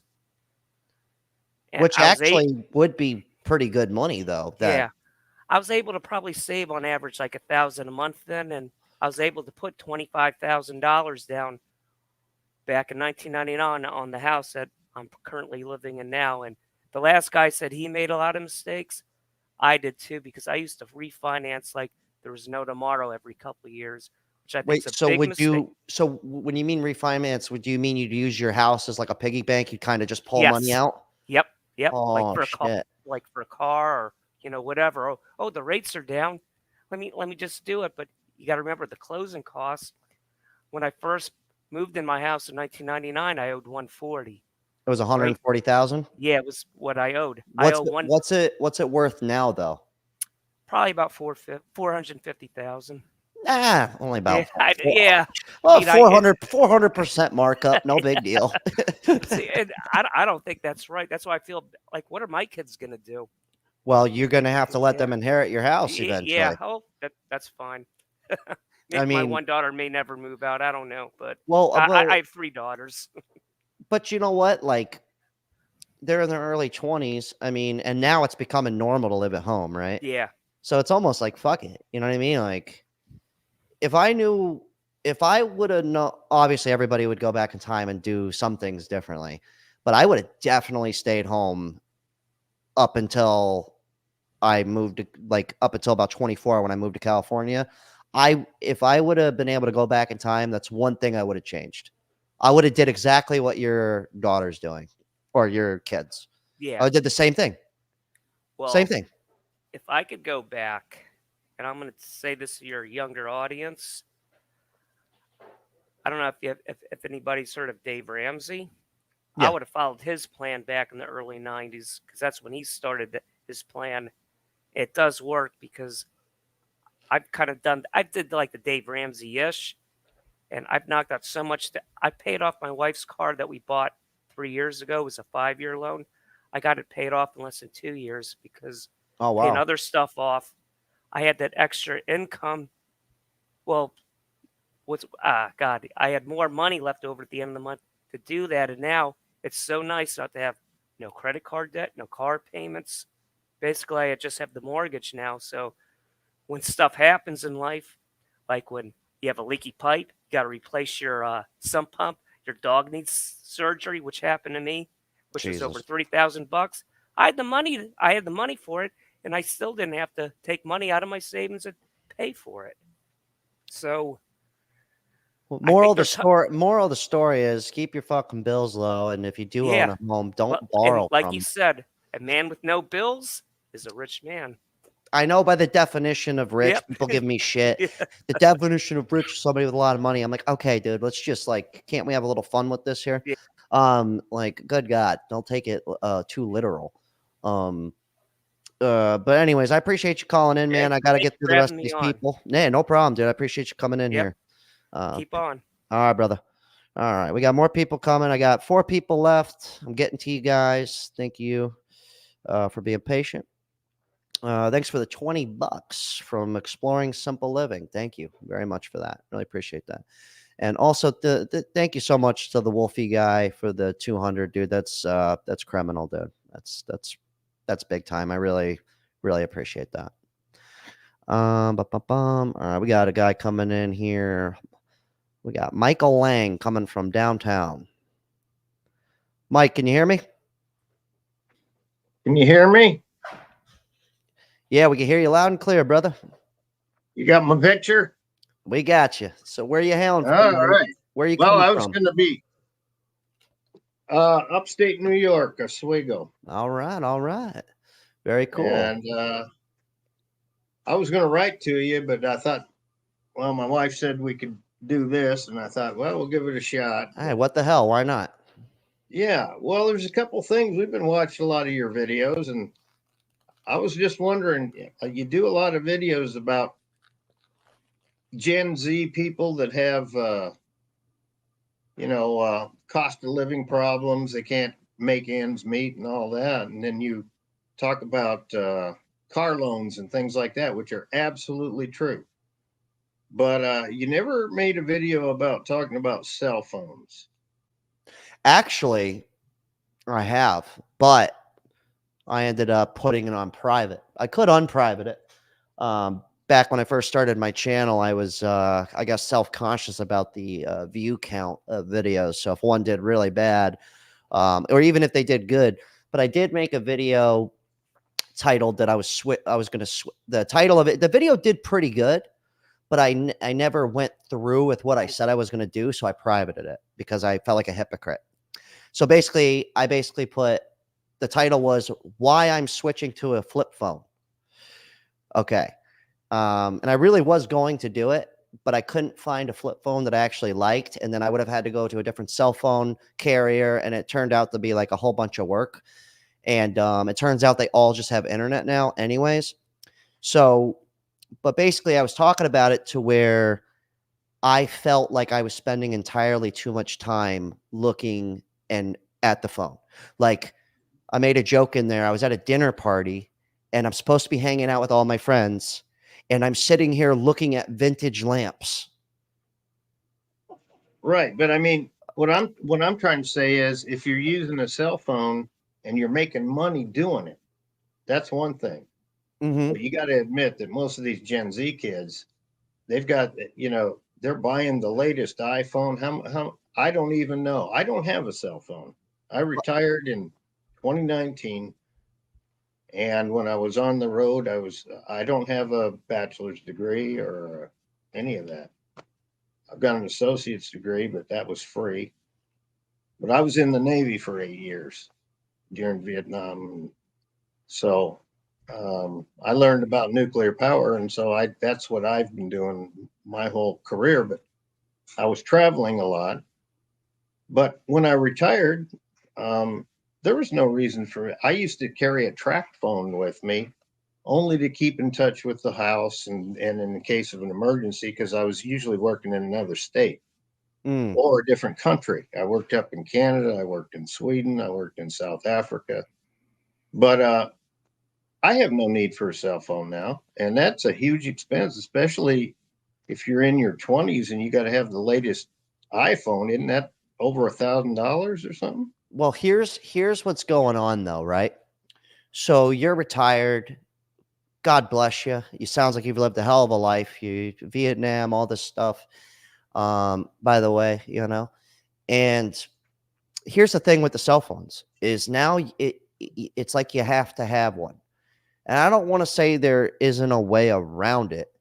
But they sure have made it very hard for anyone trying to just get through what's going on here with the way the world is. It's like it's getting to a point where it's already there. You have to have an internet connection now.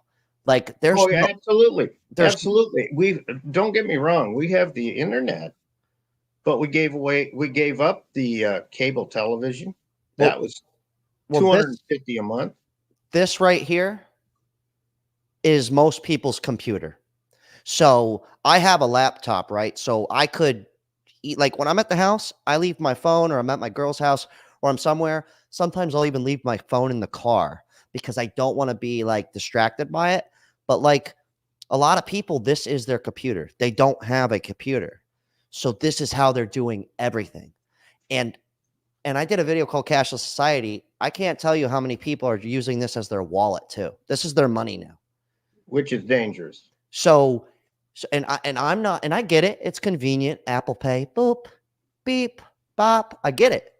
But what they don't understand is what I understand is like that's making this all in one. This is going to get to a point where you literally can't go without this anymore. That's what I don't like. Well, I don't have one, and I've survived my entire life without one. Yeah, you keep going. And I'll tell you the truth. I think that it's ruining kids more than it's helping them. Because a lot of these kids, let's be honest, a lot of these kids have a whole computer set up at home. Their parents are Gen X, and they have to have a computer.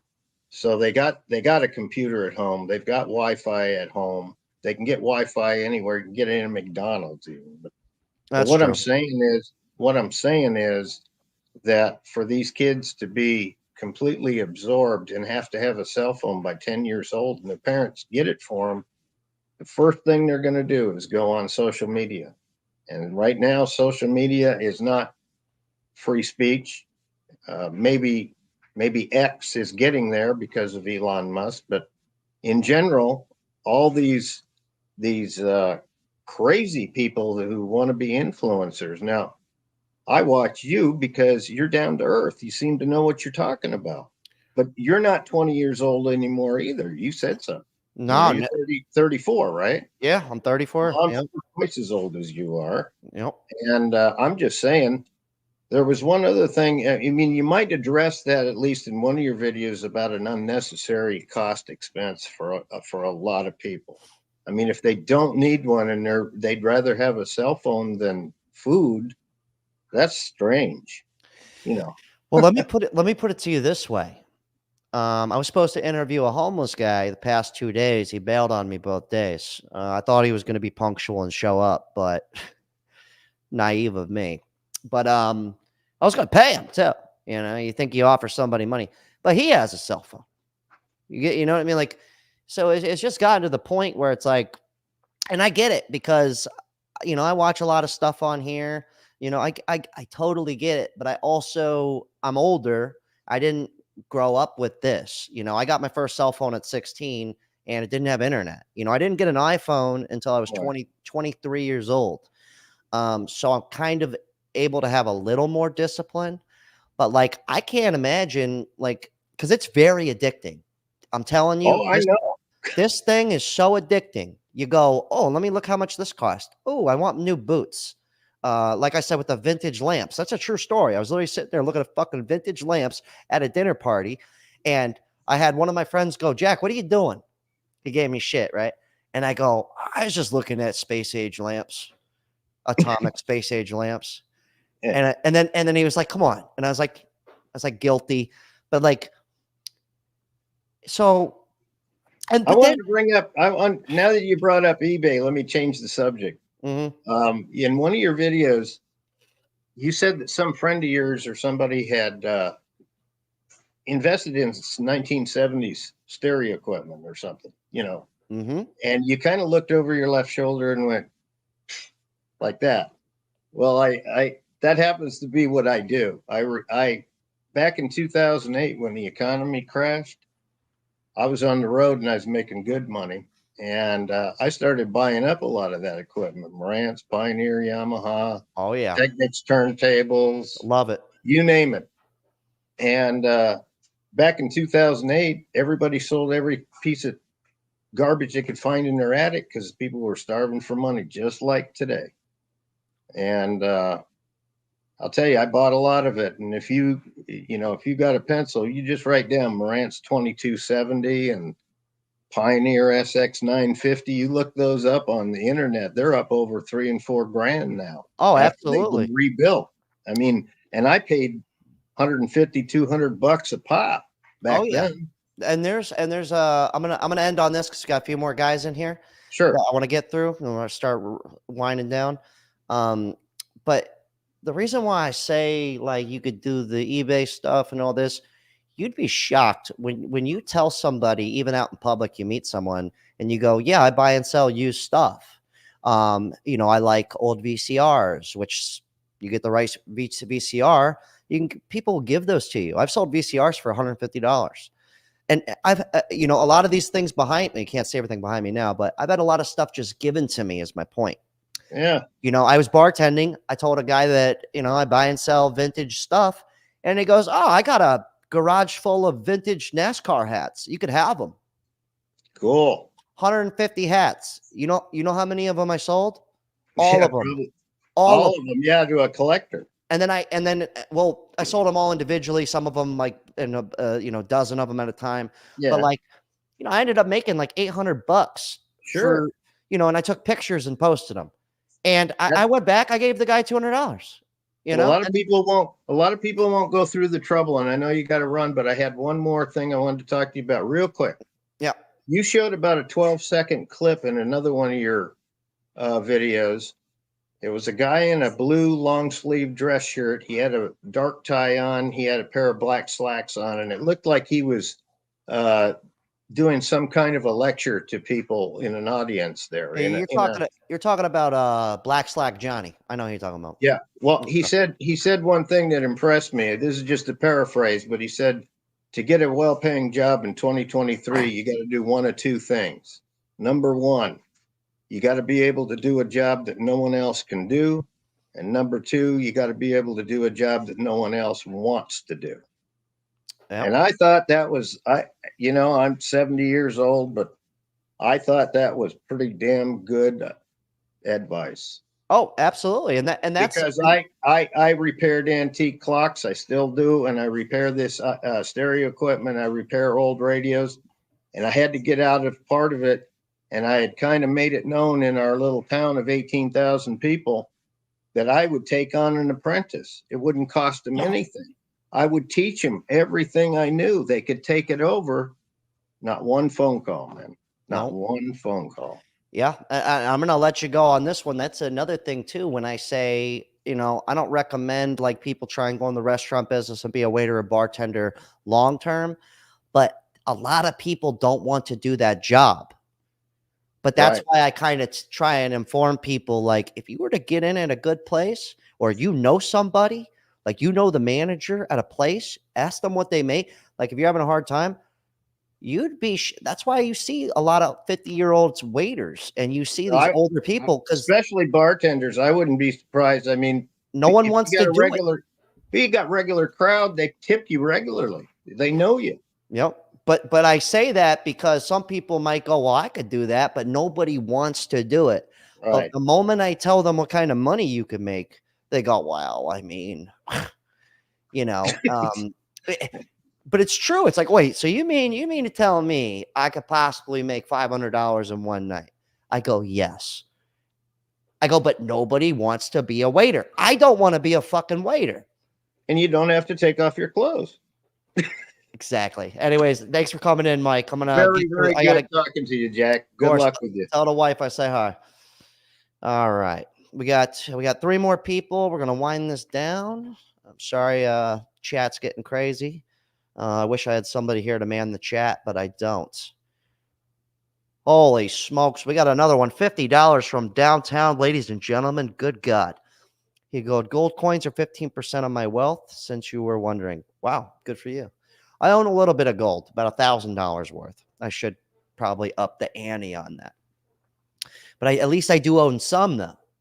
And I have it in my hands. Or not literally in my hands right now, but you know what I mean. All right. So, Brandon, you've been patiently waiting, brother. Thanks for waiting so long. Brandon, can you hear me? Oh, hold on. It's looking. We got to get his volume on here.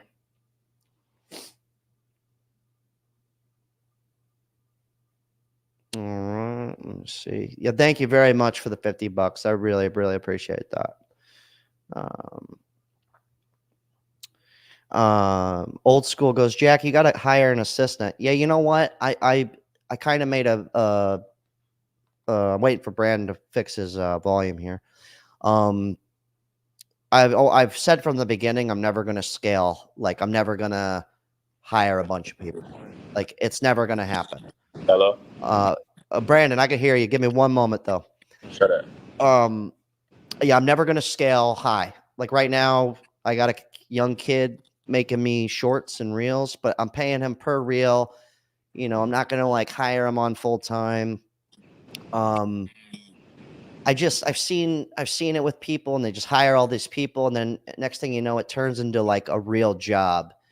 And not that I'm not down to work. I will hire people out. Who knows? Maybe I will one day have like one person, you know, but I'll never have like a full blown team. It's just not gonna happen. It's just I can't do it. Anyways, Brandon, what's up, brother? What's up, man? I don't know if you remember me. I talked to you like 2 weeks ago, man.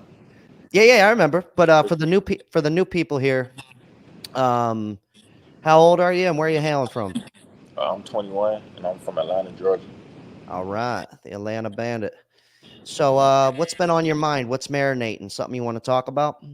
Yeah, it's really just first. I got two things I want to talk to you about. Number one is, you know how they say when you graduate high school, those people that you thought you'll never like stop, like y'all are then we family.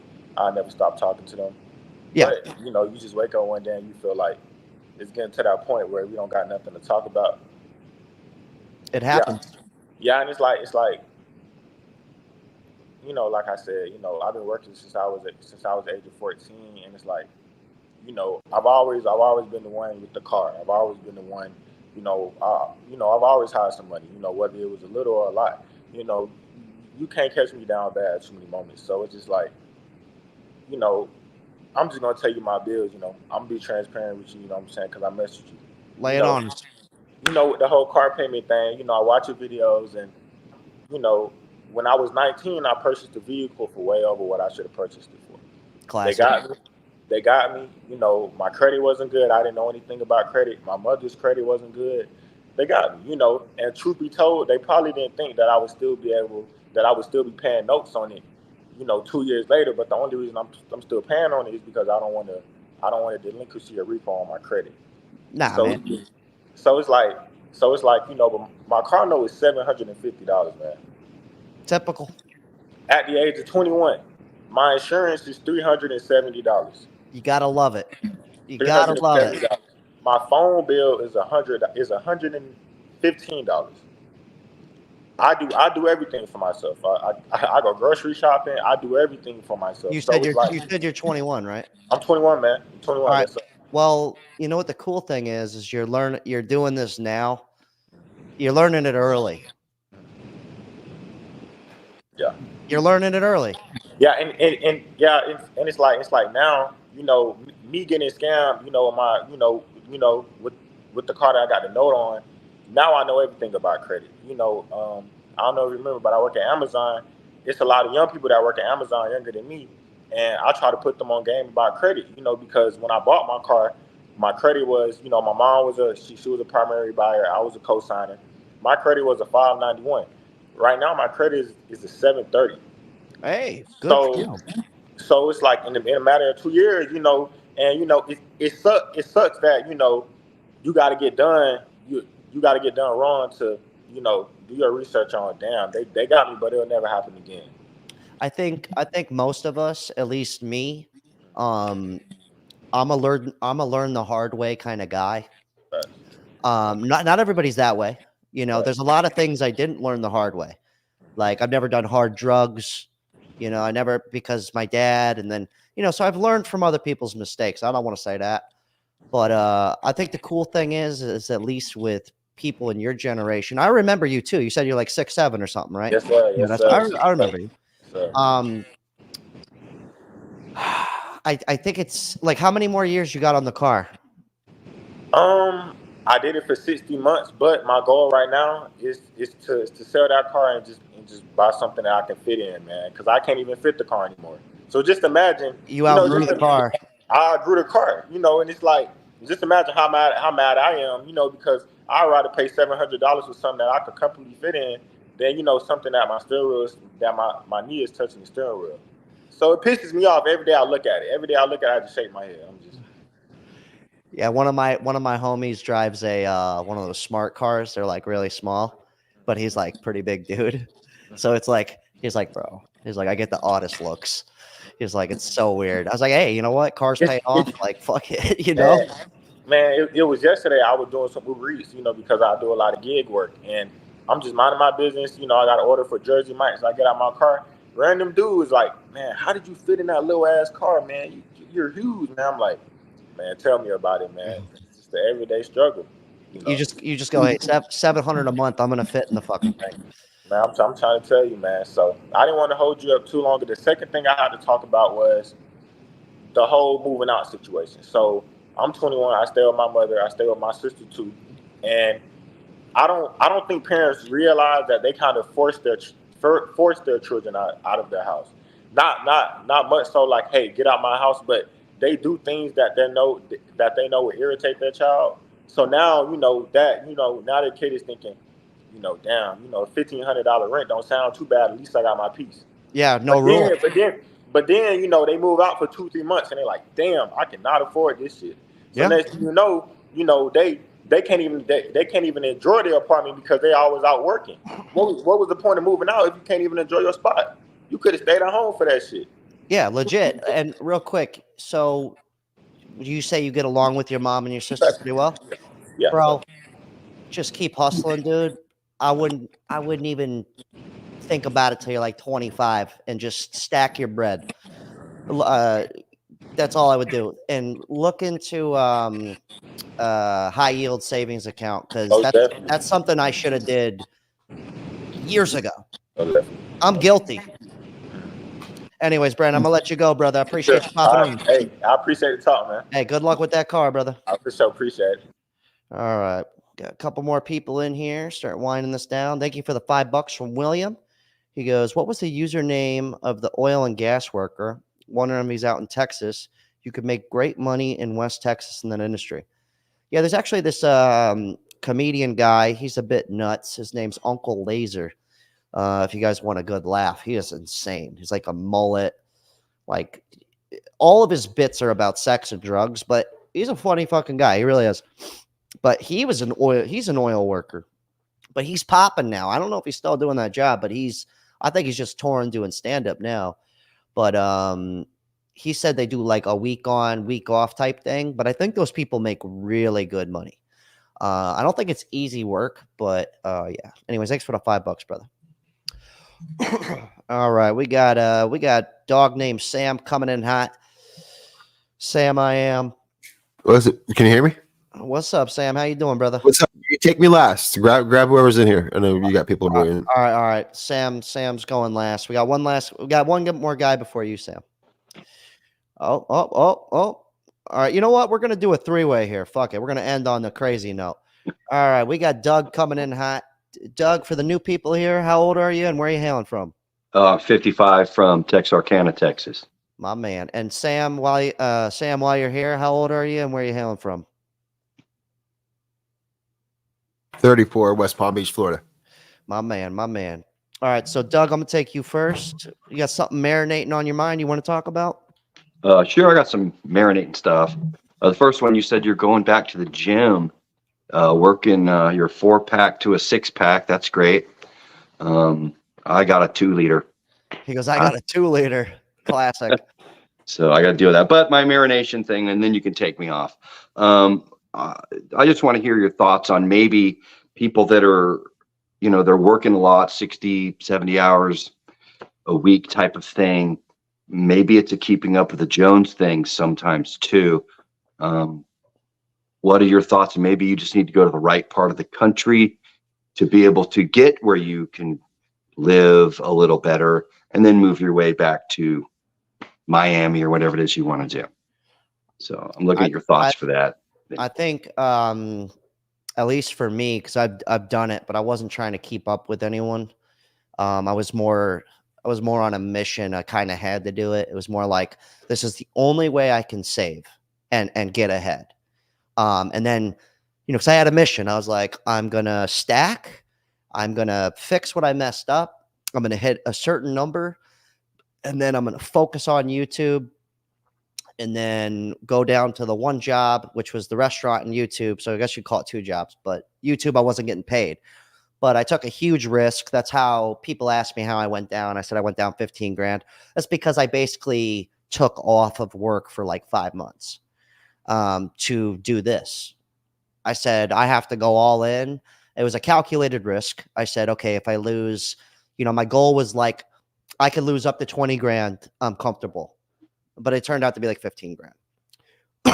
But like, I think a lot of people, they get stuck, man. You get to a point where your bills get so high that now you have to work more.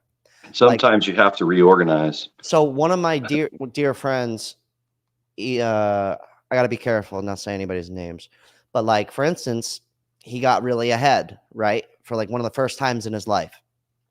And he was like, all right, I'm going to go. And he got his own place. No roommates, nothing. So he went from having $500 a month rent to now having his own place. And this is pretty recent in the last 2 years. So, and we all know how much shit costs now. So now after about a year of living on his own, and he's a skilled tradesman, you know what I mean? Like he's not, he has skills. He's not like, he makes good money. You would think 30 something an hour is good money. But after about a year of living on his own, he was like, dude, I got to pick something else up because I'm now living paycheck to paycheck. So now for like the last 6 months, he's been working weekends at another place.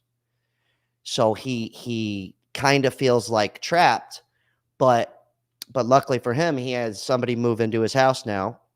So now he's about to let go of that other job, but he was working it simply to just literally keep up. I think sometimes people, they make $100,000, they spend $100,000. They make 150, they're spending 150. For me, I don't make nearly that much. I'm a teacher, but I live and support my 2 kids with it. And there's no one here for me. And I had to get to it. This is what I make. And I need to be below here for my money and make sure there's a separation on top. And I do. I save it, put it in CDs, take vacations occasionally, pay for vacations in advance, buy the tickets, plan out, you know what I mean? So that's not a shocking thing. So when it happens, I'm ready to go. It's already paid for. It's not damaging me financially in any way. My kids are still all set. So, and I had to move to a part of the country. I used to live in California. I used to keep up with the Joneses, and it was difficult. A lot of my friends live there. It's great. And I had to come to a part of country that doesn't happen. There's homes around my city that are $85,000. Wow. Now they're not the best homes. There's homes on the better side of town. They're 150. Jeez. I don't like to tell people where it's at, or they'll all come here. There's mobile homes, trailer parks by my house where I live for 150 grand for a fucking trailer. It is what it is. I'm in a weird position, right? Where like, it doesn't matter how I got my house, any of that, I still have to pay for it. And I'm not going to lie. If I'd be fine. I always make it work. But like, I was just in a position where I could afford to live here.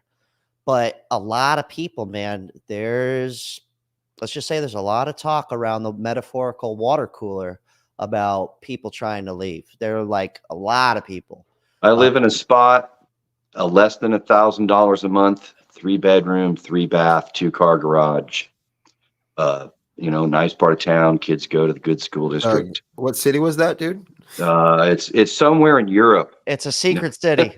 It's Texarkana, man. You guys all come on out. I don't care, man. More the merrier. Yeah, like this guy goes, cheap houses around. Oh wait, no. This guy goes, a trailer in my city is $1,200 a month just for the lot rent. Yeah, so basically, trailer parks used to be where you could go, and that was the cheap place. That was like surviving aside from homelessness and a tent. That Step was up from like, the projects, essentially. yeah. So like my dad lived in a trailer park on the inlet, which is on the ocean. If anybody doesn't know what an inlet is, and because it was a 55 and up community, but the lot rent was $500 a month, and this was in 2009, and I paid for it, at least until he was able to make some money again, which he did.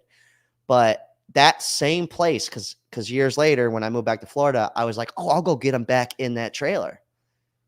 1,500, and that's a special deal for senior citizens. It's not like just open to anybody, but the same exact shitty little trailer is now 1,500.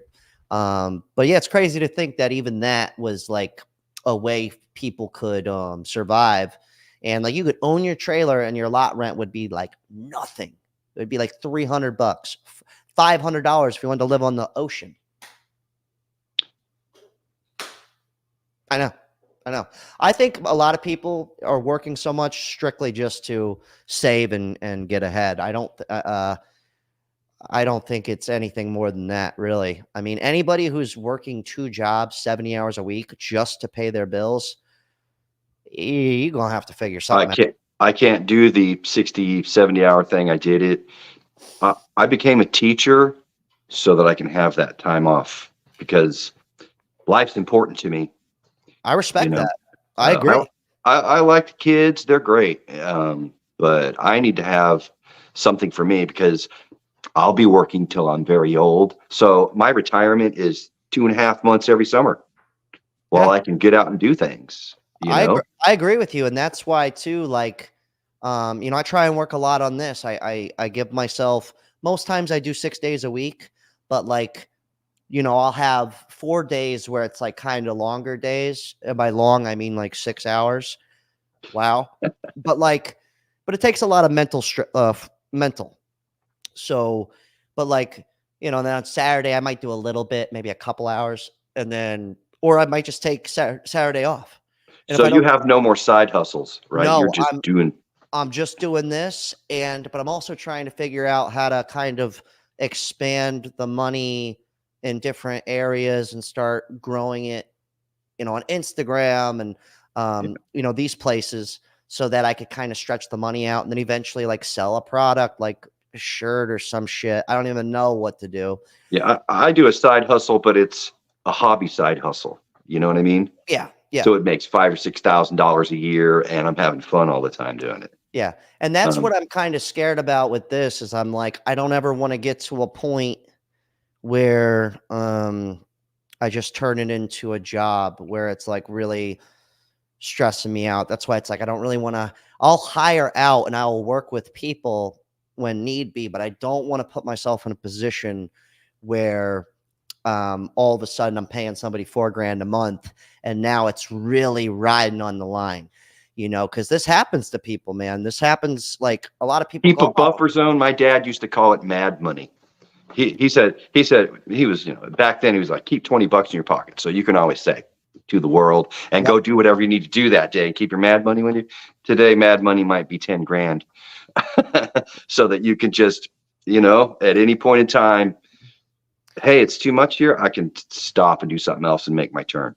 Yep. And that's kind of like my goal. Cause like you said, having that time is important. And it is like, I've done the whole 7 days a week shit, not just one time. I've done it a few times, and I've done it. It's no way to live. It's like there's no point. Like you're not living.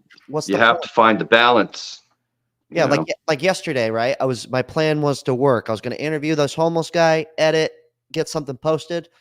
Homeless guy bailed, and then I was like, okay, I'll just go film a regular video. But then I had a good friend call me who I don't get to see all the time. And he said, hey, we're going to this stupid farmer's market. You want to go? And I said, you know what? I work for myself now. I'm going to go off to the farmer's market. I'm going to go do nothing. That's the beauty. That's what I did yesterday. I went and did nothing. I did absolutely nothing all day. And it was awesome. And it was fantastic. And then today got back to work today. I'm just like, all right. Yeah. You got to know when to step away. That's one of the biggest things, whether it's art, business, you got to like everybody talks about the balance, but it's really from my, experience in life, it's like you get too deep with something, whether it's business, you lose complete sight of what it is and it loses its essence, right? For me, it's my music, like Jack, with what you do, like you're a comedian. This is art, truly. So like, that's what it's all about. Yeah, I try, man. I try. Anyways, Sam, so what was something you wanted to something marinating here? We're gonna start winding this down here. You guys are I the got last you. of the A lot Mohicans. marinating. There's an easier way to do shit, guys. It's so easy to become your own boss right now. It's easier than it's ever been. Utilize things like ChatGPT, large language models. 2% of people use 4% of people use ChatGPT once a week. That's crazy. It's the biggest advent since the internet, and it's essentially Pandora's box. You can fucking type in a code, and like you can type in an outline of an application you want built. You don't have to know any code, and like you can do anything you want right now. So utilize these tools. But I don't know. I can get in my political bag. You want to talk about the border? All right, why don't we do this? Go off on the border, and we're going to end on this note. Go ahead. All right. Shoot it out. I mean, I want to know your thoughts, unless you had whatever.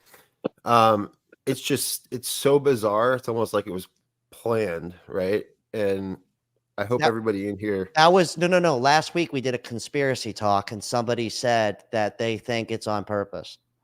Oh, it is. I'll send you the stuff. Yeah, he goes. I'll send you the link. I wouldn't doubt it, because like there's been that talk of like certain states breaking off and becoming their own entities. Like over the past few years, at least I've heard it. At least in my rabbit holes I've gone down. Yeah, they want us to secede from the union. But this is the first thing I've seen that's on like a national media, like that I've seen where I go, oh shit, that guy wasn't smoking something. Like this is actually could be a possibility here. Can I tell you what I said to some liberal woman I was talking to in a Twitter space the other day, and she made her change her viewpoint on it, right? Yeah, go ahead. I said, and by the way, just so everybody knows, I fucking hate political parties. We were never supposed to be this way. I'm not on any side. I'm on a Tribe Called America team. Like this, like doesn't matter if you're black, white, religion, even what the fuck you identify as. None of that bullshit matters. So like, we need to collectively understand that this is gonna fuck all of us. She was saying that. She hit that classic line of they're just going to take the job. They're just going to do the jobs that Americans don't want to do. They're like picking strawberries. It's always picking strawberries, some agricultural shit. I said, do you think that these people crossing the border, right? Do you think they're not web developers? Do you think they're not salespeople or brilliant, whatever? Like, and I said to her, and she gave me some pushback. And I said, listen, there's videos online right now of grown-ass men our age and older, right, that are like at the border with like 4 drugged out children. 80,000 kids missing in Ukraine, or I think in here. And one of the things about it, like she didn't know that, she hadn't seen that, and that's cool, right? I sent her the stuff, but before I sent her the stuff, I was like, she started to like, that's bullshit. I said, no, here's the link.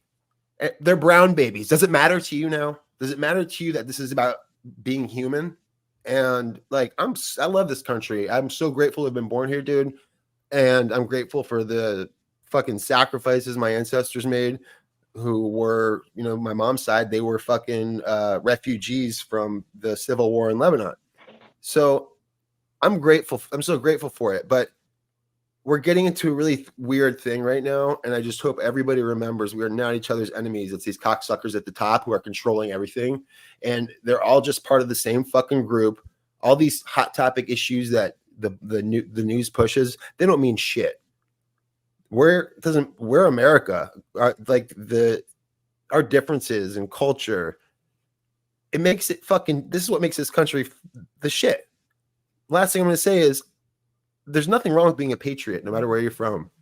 Like if you live in Zimbabwe, shit, if you live in Iraq and you're not proud where you come from, you're kind of a cunt. And the last thing I want to say is, you were talking earlier about people basically, championing other people. It's 2024. If you're championing any fucking oppressed group that you're not part of, fuck off. You're a cunt.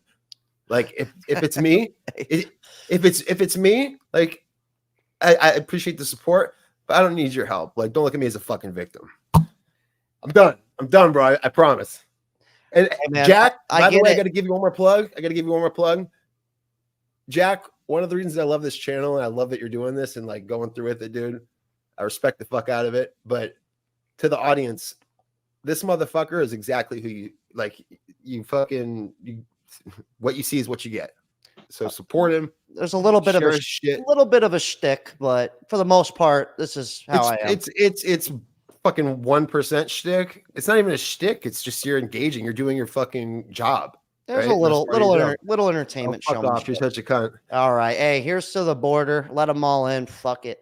Let's party. I'm just kidding. Anyways, let's just promo. I appreciate everybody coming on. Doug, thank you, man. I'll see you next time. Sam, I'm gonna talk to you soon, brother. We'll get shit cooking. Appreciate you, brother. And everybody who came in tonight, I appreciate all of you guys. You know, metaphorically speaking, take a chill. I appreciate everybody.